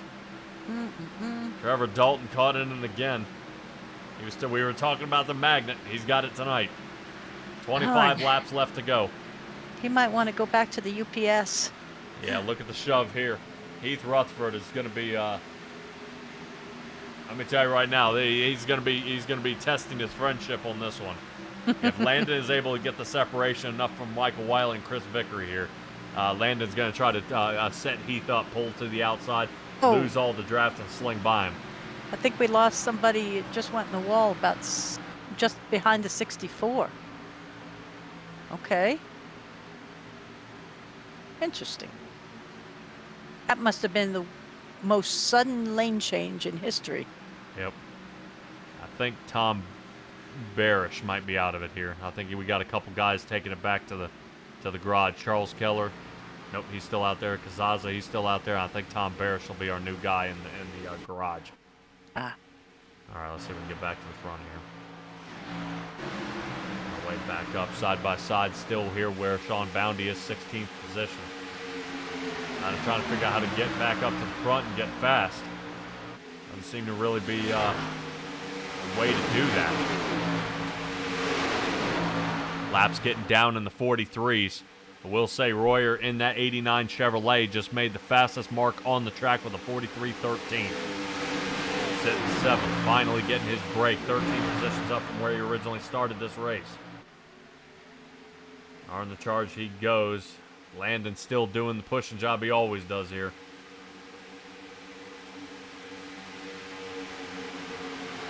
There we go, 3 wide again. Looks like we're about the 115 on the outside. I believe Kazaza is a lap down. If caution comes out, he'll be able to get back on the lead lap. Starting to spread apart a good bit again. Now we see the separation. 1, 2, and 3. Heath Rutherford, Michael Wiley. Vickery off by 3/4 of a second. Now it's exactly what they've been trying to do. Vickery running out of time before he falls back to Thomas Stewart. Yeah, and that looks like he's not going to be able to catch back up. Now he's losing time every single turn. The 3 guys for the big money spots in the admin team, 1, 2, and 3 now. Thomas Stewart kind of waiting on Royer to catch him here. Well, Royer and Sean... Thomas Stewart and Sean Royer, one in front of the other, getting ready to catch Chris Vickery. So Imperium Motorsports about to get collected here. And watch Thomas Stewart try to push Chris Vickery to front. Now they do have a good clump of cars here, but now it is a 2.5 second gap between the 1, 2, and 3 and the 4th position. Yeah, that's almost insurmountable unless they make a pretty ugly mistake. Well, the amount of pushing that Landon's doing almost looks like a lot what we saw Roger Buff racing there at Talladega. Kind of pushing that nobody else has. Because I knew they were questioning it last time how Roger Buff was able to get pushed away on Talladega, but there's the next caution. Well, that's number 3 and the last one, unless it happens to the top couple cars. Some drivers would be happy about that. John Gonzalez, Tom Barish, like I said, is out in the garage. Some of these other guys, George Cushman and Cameron Romano, would like that help. They got stranded out here pretty bad.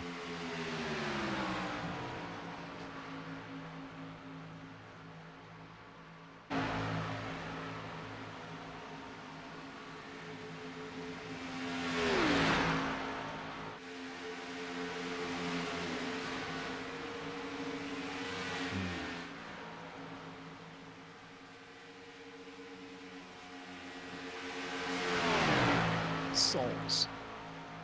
Okay. Yeah, and I wasn't losing my mind. I wound it back, and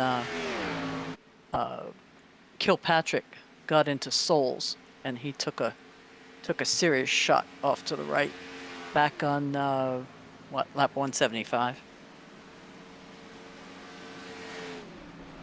You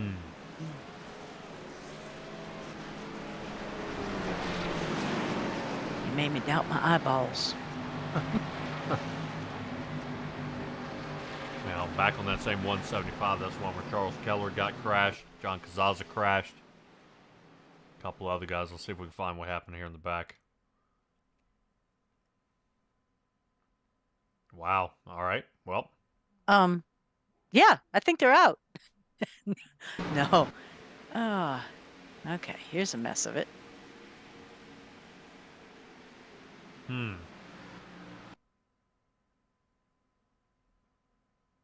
Jeez.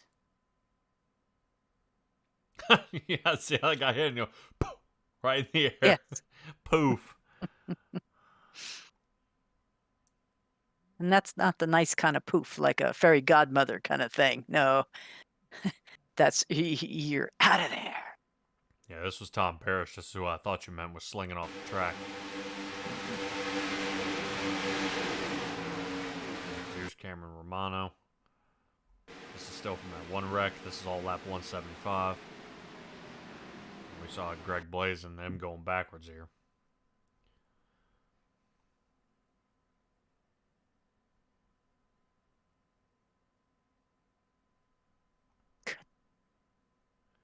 And we'll follow Kilpatrick. This is 175.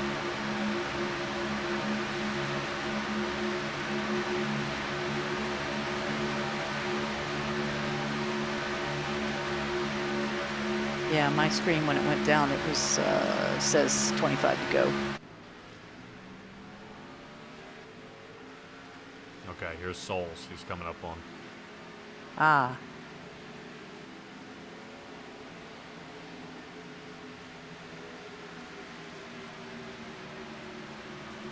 Gink. And then it was off the screen. You have a much better angle. Alrighty. Let's get back live here. 19 to go. Showing me right now Cameron Romano and Michael Wiley here in the front. Everybody else has pit. Romano is yet to pit. Wonder if he might be second guessing that one and rotate his way on in, or if he's going to try to stretch his fuel out. I said green, white checkers will be in effect. I believe there's a maximum of 3.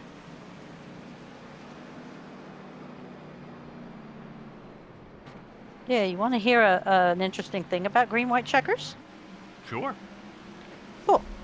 The rule in North America in 2004, 2009, 1 was allowed. 2010 to 16, 3 attempts were allowed. But as of 2017, there are now an unlimited number of green, white checkers.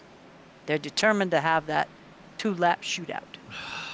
Unlimited number of green, white checkers. You know, it started making you question whether you're going to run out of fuel or not, or how many cars you want to crash up there toward the end, and how long a late race length will end up being. You know, and Yeah. end up stretching it out to, we guaranteed 200 laps, but you could be over, 202, Well, 205. Last week's a perfect example because Ricky Stenhouse won the longest Daytona 500 ever, 212 laps. They went 530 miles on that one. Yeah, that I think the previous record was like in 2020 or something. But oh yeah, they're notorious for going over, as you say. So. Yeah, Daytona always brings the fun stuff. Yeah. I know I keep saying that I thought they were going to shut this track down because of the last hurricane that came through. It took out turn 3 and 4 there for a little bit. I can't see that happening. Yeah. Now, they chiseled it up, said the infield got soaked and waterlogged. It wasn't draining, and they thought about shutting it down. But when they opened up for the Daytona 500 tickets, I believe within the first 23 hours, it was completely sold out. Well, the So not- infield's a bloody lake. Of course it's going to be holding water. Yeah, well, I think they couldn't get it to go back down. There was too much. Cameron Romano in the front. Michael Wiley sitting second, Heath Rutherford third, and Landon Gentry all the way back to fifth. But what I tell you about a rough pit stop is going to be Yep. the cause of it. He's right back behind Rutherford now to push away. Oh yeah, well, I'm showing about a 2-second pit lane Oh. time. That means he overshot his pit stall about a second or so he lost 2 seconds in pit. Yeah, and Warrior's having a blinking problem that's kind of scary right up here in the front. Yeah, looking pretty rough there, but we'll see how well they keep it together. Chris Vickery, the best thing he can do is stay on that high side. If Cameron Romano moves and removes the box in that they have here, that could be suicide for the Imperium Motorsports team. So the 77 Toyota in the front has to stay in the front. And go ahead and let Vickery get around him here. Right now, that's what they're doing to hold that admin team down. If Wiley rotates up, 98's going to get caught. Because Wiley won't have enough speed, so let's see what they can do. You see Wiley trying to push the 77 here. And trying to jam it up. Now, what an interesting idea is actually having Romano here actually drag the brake and slow it down and crunch this inside line together to let the outside line catch up, which actually has at least 2 of his teammates out there, the 16 and the 64. Ah. Well, 16's getting a good push from Kilpatrick right now. Yeah, Kilpatrick's trying to get something going here because that outside line's starting to stall. Looks like Landon's going to be able to make up some distance. They could actually square to the outside all at once now, and it's definitely a priority. Once they do that, 77 dies, and then the admin team takes off again, and away they go. Yep, bye-bye. Wow. Gone. Yep, that's exactly how it's done. Now, Imperium Motorsports starting to catch up. You see, without the draft, the 77 loses all speed. Wow, did he lose speed? Mm-hmm. I thought it was like the dragging the brake thing, but that wouldn't have been quite good on where he was. Yeah, well, that was the key, is they had to stay in front of him. And that's why I was wondering if the 77 was actually going to brake check there a little bit and drag the speed down to actually mash them together and give them nowhere to go. And they could have actually held the rest of this race, but you live and you learn. I mean, don't get me wrong. If it's me, I'm still pedal to the metal. I'm trying to get out front. I'm trying to win, but hopefully the 16, the 77 can work something out here because they may need to kind of backpedal here. I wonder if they can figure out if they can get 123 or Sean Boundy to work with them. Boundy to the outside. Oh, yeah, here comes Sean Boundy trying to use a little bit of that door draft. The number 11 of James Napier getting back up there. He was looking for the number 1 and Kilpatrick once again. Given everything he's got, not letting off. This looks like a lot of that C2C with Dan McLaren. There's no such thing as a brake here. It's all gas. Yeah, and Gallagher's riding really high, or he's wanting to take the front of that high line. Yeah, definitely. Hopefully he doesn't mix it up. Yeah. Because if he's not ready to be pushed, he needs the lead follower get out of the way. Yeah, there was something that happened back there on lap 86. Looks like Kazaza got turned. Douglas Ross was caught in it. Buchanan, Blake Madu. These guys all get mashed to pieces. We're sticking up here and seeing what's getting ready to happen. There's a lot of tactical maneuvers got to be made, and they've got to figure out what they're going to do because they're running out of time with only 12 to go once they hit the line.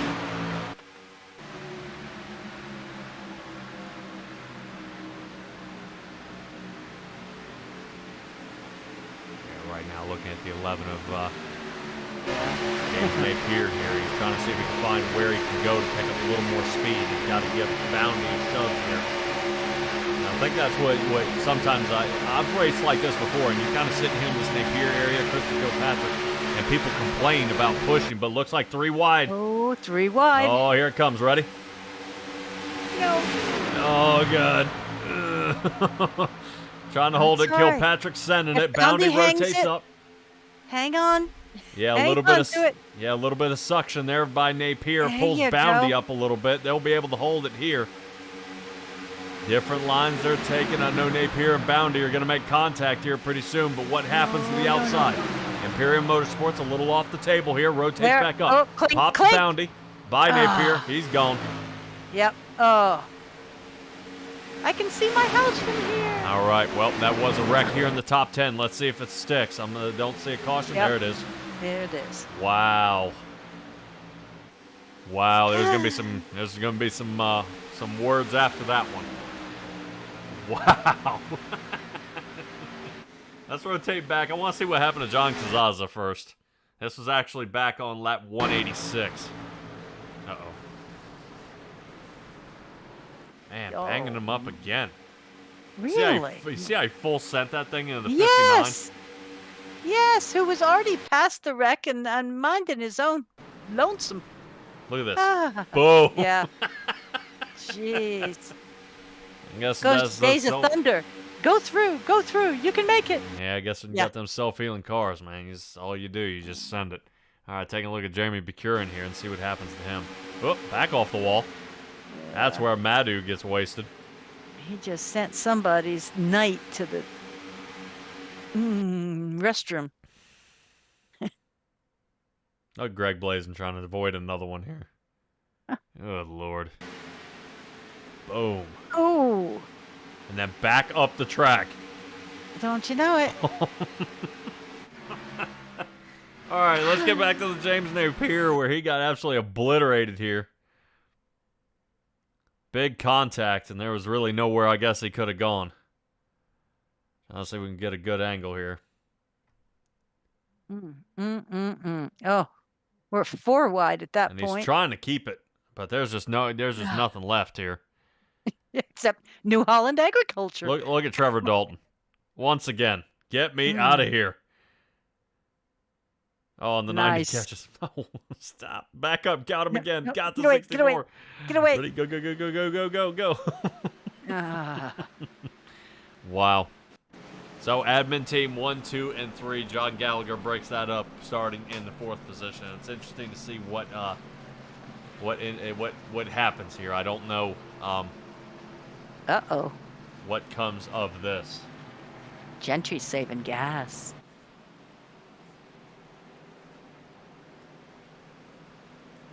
I may be thinking about something. They pit on lap 181. If this thing keeps going green, white checkers all the way to the end, they may run out of fuel. Oh, I'm getting a request. Oh. Yeah. I'm getting a request out there. Let's see if we can grab a hold of him now. Chris Vickery, you got a copy? Yes, sir. How you doing? All right. Well, how are you doing? So far, so good in the top 5, I see. Yeah, I'm not doing so bad. All right, well, how is it looking for the Imperium Motorsports team? It was definitely a interesting call. I thought you may have been asking Romano to check up a little bit before the admin team broke away. No, there wasn't no call like that. We're just trying to stay together best we can. That's the only chance we got against these guys. Yeah, it's looking pretty tough here. I know you're running out of teammates up here, though. I think you're the last man standing.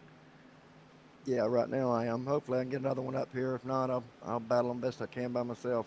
All right, Thomas Stewart now back into the 9th position. I think everybody else is beyond that. Looking pretty grim here, man. I know it's been a tough race here so far. How's the fuel situation? I'm good. I got enough.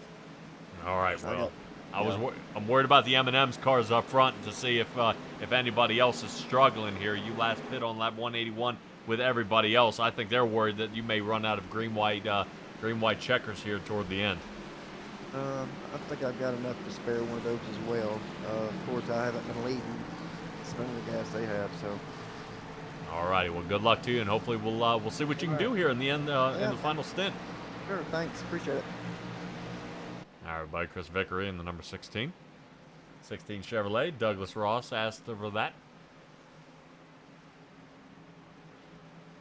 See if we can keep it going here. Trevor Dalton now up to 8th. Tracy Souls in the number 6 Chevrolet sitting 7th. And Heath Rutherford, Landon Gentry, and Michael Wiley still 1, 2, and 3. I don't know if anybody's going to be able to break these guys up. I know Cade Jones is trying to get in on a little some of that. Sitting right now in that 6th position outside line. Don't know if it's best area for Heath Rutherford to be leading this one. I think Landon's trying to set him up again here. In a good way or in a bad way? Well, it depends if he wants to win.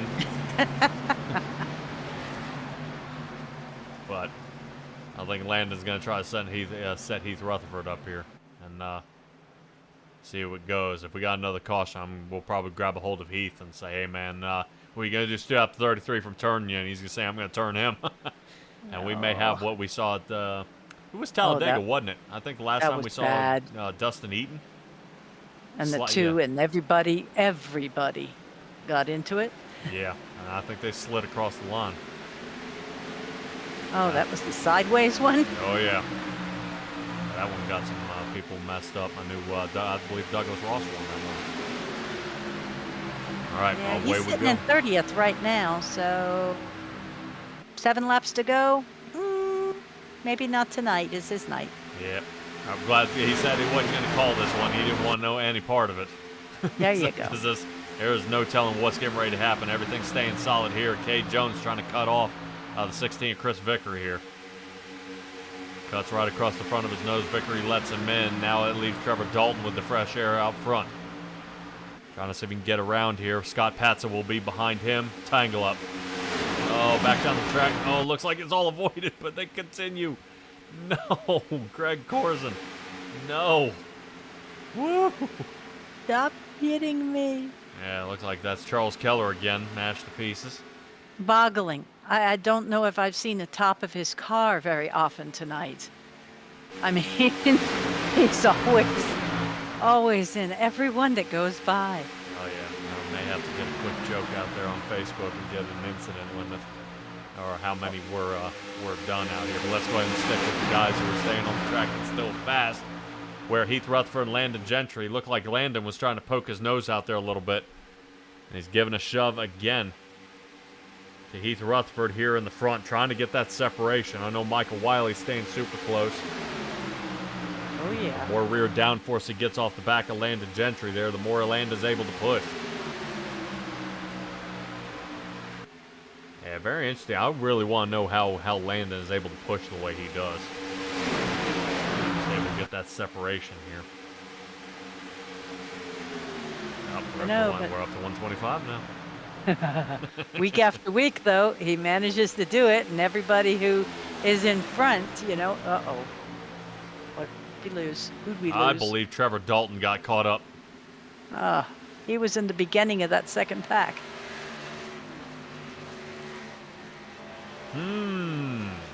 Running the high line. Mr. Dalton. Well. Looks like him and Boundy might have gotten into it. All right, let me see if we can drum this one up and see what happens.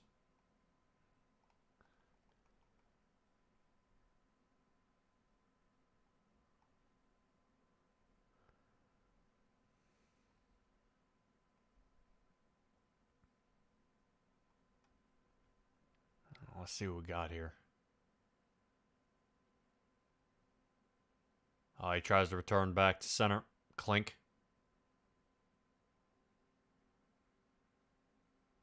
Man.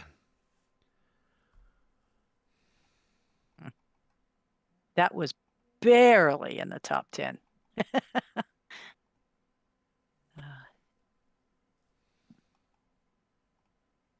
Yeah, I got to figure out what happened. I know we talked to Vickery in the 16, but I don't know if that's what caused this here.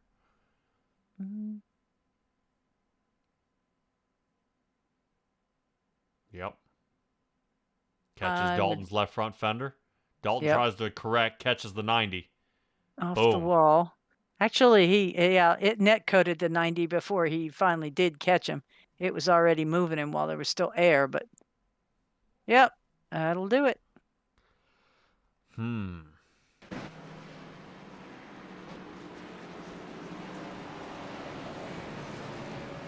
Dalton now all the way down to 28th. This will probably be our first green-white checkered here. That's exactly what the setup is. And I told you we were going to grab him. And we might as well. He's not going to be happy about it. Oh, he's grabbing. He's muted. I will not take his mute. Crap. There he is. Yeah, I knew I'm going to get a hold of you. All right. Biggest question out there. You are leading. What are you going to do to stop Landon from passing you? I don't know what to do with my hands. Crap.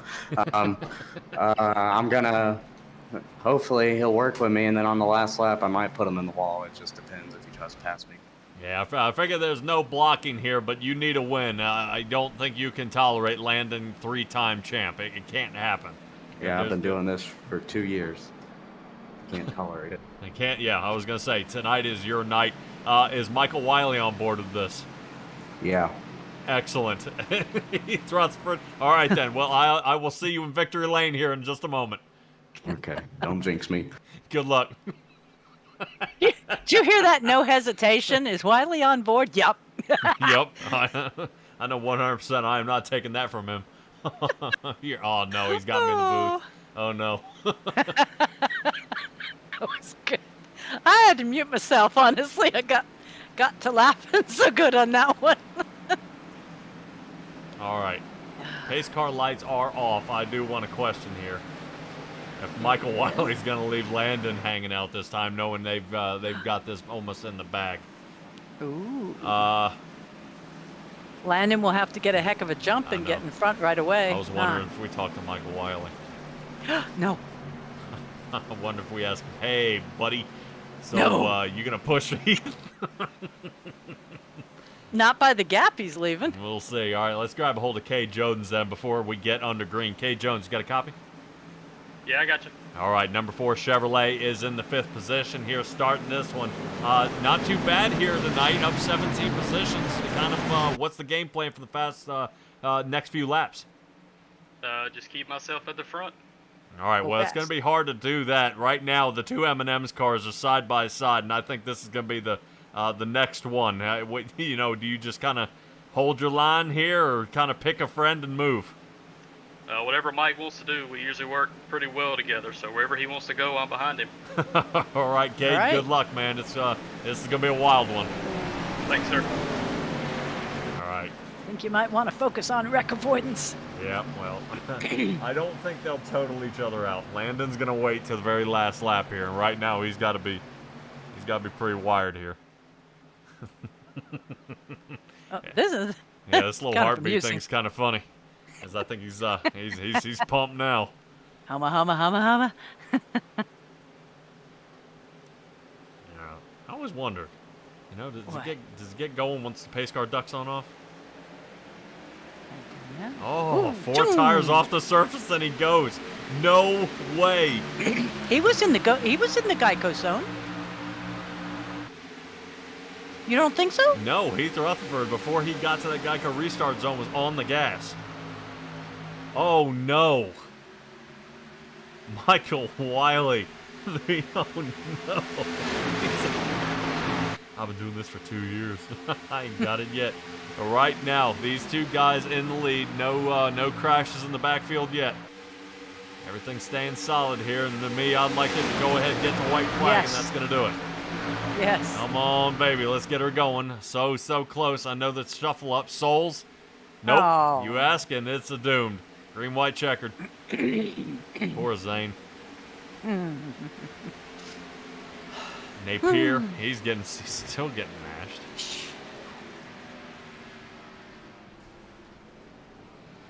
My. Ding, fries are ready.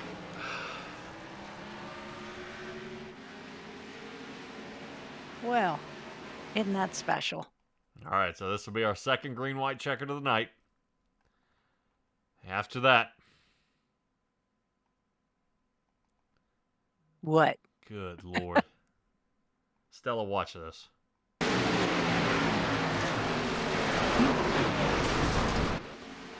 Wow. Oh, look at Napier. I stayed on him. I was like, you got to be kidding me. Yeah. Keller goes Yeah. back up the track, clink again. Oof.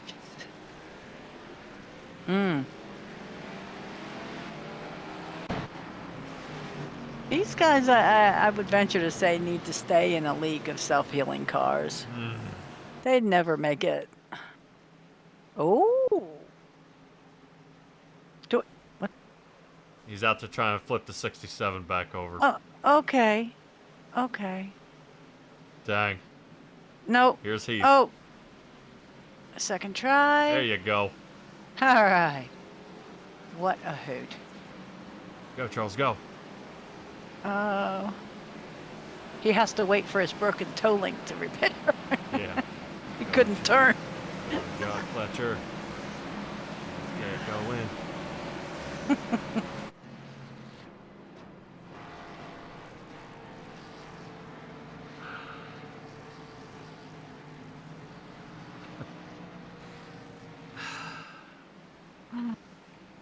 I can't imagine the radio on that one. Hey guys, come help me. I'm a turtle. Yeah. I'm upside down. Help. Yeah.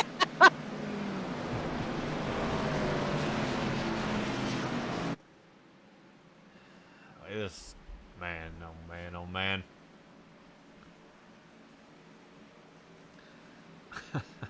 Some of these guys, I swear. They won't ever make them single file restart, will they? No. Okay. Just curious. I mean, after the third green-white checker, you know. I think Tracy Souls will be our next one into the garage. Sean Royer, Blake Maddu, Tom Barish, I think they're all of them. All in Spectator booth. Yeah, the spectator booth, which is now the garage. 32. 32nd possession will be Charles Fletcher right now, but I know he's got Tara Butt back around after he got flipped back over. See how he gets squeezed in here. Just taking a look at him, he's got a pretty good way to go here. Yeah, would they hold up a green flag? Would they make...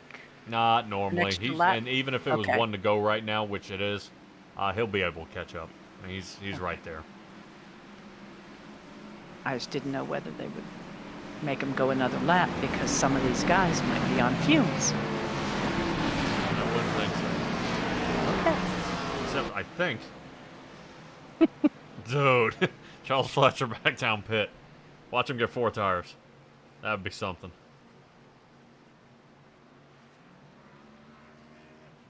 Nine seconds. All right, No. 9.15 in the pit. Just out of gas. Yeah, that's why I was wondering if any of these guys would have enough here toward the end. They might.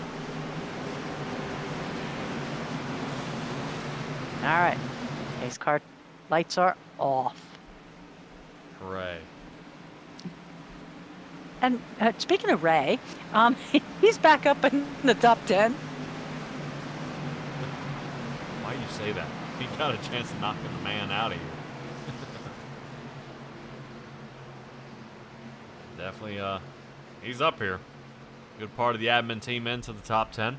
Heath Rutherford, Landon Gentry, Michael Wiley, Cade Jones, Ray Garcia. They're all up here. Haven't seen Jamie Shaw in a while. Jamie Shaw is back in that 20th position. The race has not been good to him tonight. No. It's funny how many are still out here and have been in just as many wrecks as some of the ones that are now out. Yep.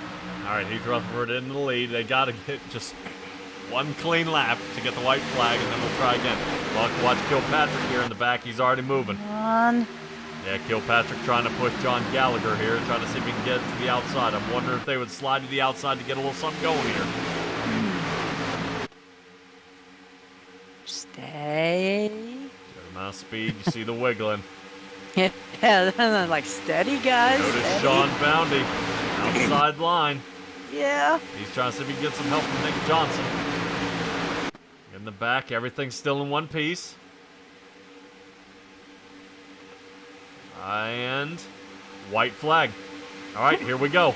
This is it. Heath Rutherford in the lead. Landon Gentry sitting second. This is going to be the big move, whether these two are going to be friends after this or not. Good, because somebody's in the air in the backfield. Landon Gentry has it to the floor. Right now, Heath Rutherford's still in the front. Michael Wiley can't even reach out and touch him at this point. Stay on it. Not looking real good here for Heath Rutherford, as Landon Gentry looks like he's setting him up here.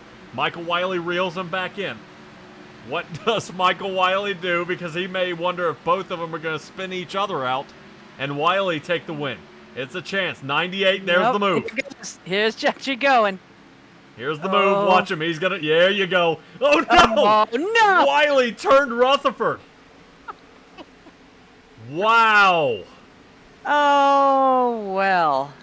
Ah, look at that heart rate. It's up there now, buddy. Oh, he may get a blood sugar crash after this one. Wow. What in the... Uh-oh. Nicely, gentlemen. Wow.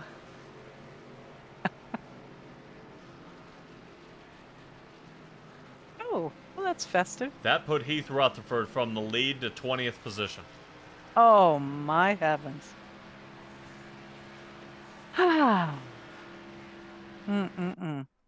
Well, that's 2 years and 1 day. Mm.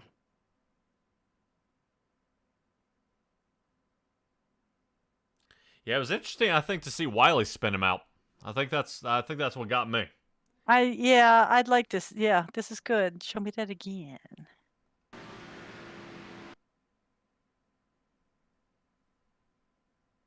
Or did he go over and check up so bad? Right there. See where he spun him? Oh my. Yeah, he didn't even a little bit here. Totally Michael hooked Wiley, him. Michael Wiley grabs him right in the back bumper here and sends him on around. And that takes out the rest of the field in the background. Wow. Wow was right. Hmm. Yeah, kind of a shame here. Don't like seeing that kind of thing happening here, but let's go ahead and take a look at our results. See if we can find your driver out there.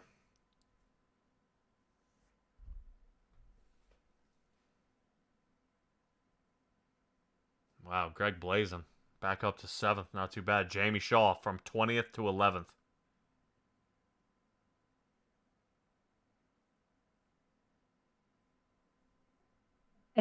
And he was the next to go out? No. Wow.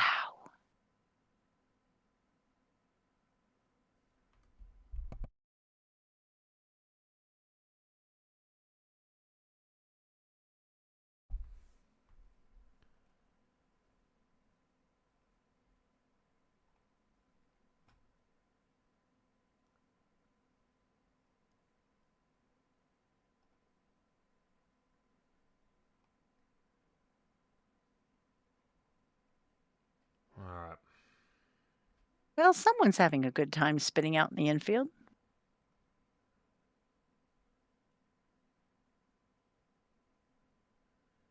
All right, let's see if we can get some of our guys up here.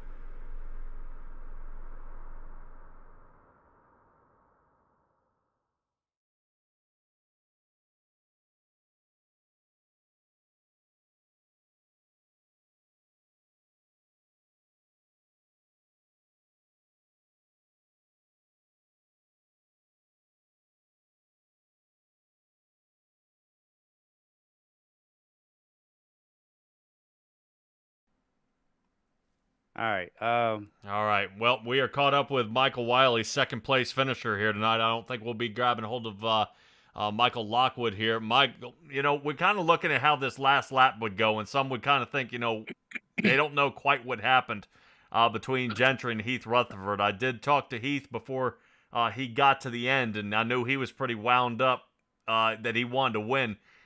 That 2 years of this, and he's had enough of watching Landon win this one. Kind of talk me through this last lap here. So to rewind a little further, we knew from earlier in the race that if Landon could push Heath, we could all three just break away. I think we got to like a 4-second lead earlier. So we had a plan to keep Landon behind Heath. That's why earlier you seen him jump me and push me to third. That was all in the plan. But yeah, that last lap, like I said, we knew if they were together, it could be us three, and we was even planning on having Kate in there behind us. So I told him, you know, we'll let us four settle it between us. From my perspective, and watching it back on a replay now, I knew Landon was going to go high, and Heath knew he was going to go high. And from what I'm seeing, they got together, and it got Heath a little loose. And I mean, I'm there. I was going to go low, and looks like it scrubbed off a lot of speed on Heath, and I got into the back of him. I hate it for Heath. It sucks, but that's part of this racing right here. I mean, you win some, you lose some. Yeah, well, it's hard to say. You win some, you lose some. We got Landon with 3-time winner now here at the Big Show. He seems to be owning the wallet here with the Big Show. It doesn't seem anybody can beat him. He keeps coming back and back and back to that winner's circle, and nobody seems to be slowing him down here at all. Yeah, you always know we come to Daytona, Talladega, or even ISS. Landon's going to be the one, if you want to win the race. If he's not in any wrecks, he's going to be the one you got to beat.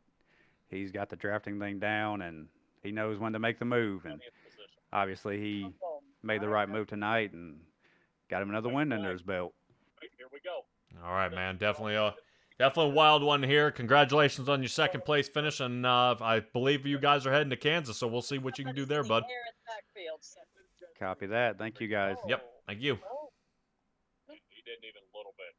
All right, that's Michael Wiley here. See what we can do. Stella, if you wouldn't mind, see if you could turn down that phone.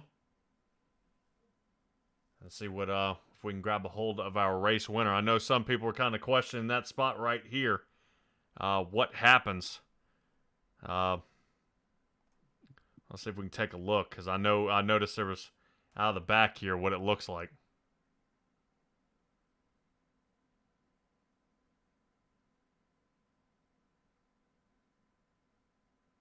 I was in the process of doing some replays. I thought my mic was muted. I do apologize. Yep, nope, not this time. All right. Thanks, that's there enough for me. Let's go ahead and get a hold of Landon Gentry out here and grab him for our race winner here tonight. All right, let's grab a hold of him. Landon Gentry, got a copy? Yes, I do. I was in the other room. Alrighty, yep, I do. What an ending here. How are you and Heath Rutherford handling it? Heath is fine, I guess. It's more of Ray that's mad, but Heath knows Heath knew I was going to do that, and he is saying it is his fault for the wreck, but I wish he could have still got some money. Yeah, well, it did knock him completely out. 20th position is where he ends up. I know this brings you to a 3-time champ now, and he still hasn't been able to square in. I don't know if I put the pressure on him there, but it was definitely a wild one here in the last lap. Wiley was saying out there that was kind of the plan, is to let you guys kind of duke it out here right at the end between the three of you guys. I take it went perfectly to plan in your area. Yeah, it did. I told you the script said I was winning. All right. Well, he said he was going to turn you. I think he tried, but he didn't get you in the right spot there. But excellent job here tonight. We head to Kansas in the next round, from what I'm hearing through the grapevine. What Stella's telling me for the next race. What do you think about that? I'm happy we're going somewhere else than the Super Speedway, and I'm not the best at Kansas, but I'm a fan of it. All right, man. We'll definitely see see how well you do there, man. Give me your shout-outs. I want to give a shout out to the Big Show for putting these races on. All righty. Thanks, Landon. Congratulations on your win tonight. Thank you. All right, and that's going to be a good run there, Stella, and I think that's going to wrap it up for us here. I do want to kind of take another peek at it here. I know a couple of, like I said, it's just, I try not to critique so much, but when it comes down to that final lap, it definitely is a wild one here of what happens. Just kind of boiling down to everything that happened here. Just definitely wild, you know, because I know how hard Heath tried here. And it was definitely nothing he could have done any better than what he did to try to make this happen. But here's riding with Michael Wiley here in the back, and I want to see where the two of them made contact here. And then he gets hooked right there at the end. So kind of a bummer, and that's what Heath is saying, is it was his fault why he got wrecked there. And I can't blame Heath Rutherford at all here. He definitely wanted to kind of get it there, but that's kind of what we're looking at here, Stella, is kind of the follow along here. Yeah. And I think that may be what people are questioning out here in the chat, is what's happening here and where's Wiley going? Straight toward the 98 of Rutherford. Yeah. So, and then as Rutherford's trying to straighten up, Wiley's still turning left, and it kind of hooks the back of his car here. So regardless, either way, appreciate you guys joining us here tonight at Simtrax Broadcasting. Wild show here at the end for the Big Show. I know they're going to line up for Kansas next time around. It should be a good one. I know this one was definitely a good pileup. I will see you guys next time on Tuesday with the Coast to Coast Racing League. Should be the championship week, and then actually Wednesday we start the season opener for season 3 of the Racing Revolution. I can't wait to see each and every one of you there. Don't forget to like, thumbs up, and subscribe, guys. I know it matters a lot to me and kind of what you guys can do out there. So I will catch you guys next time. Be well, be safe, be kind, and I'll see all you guys next time.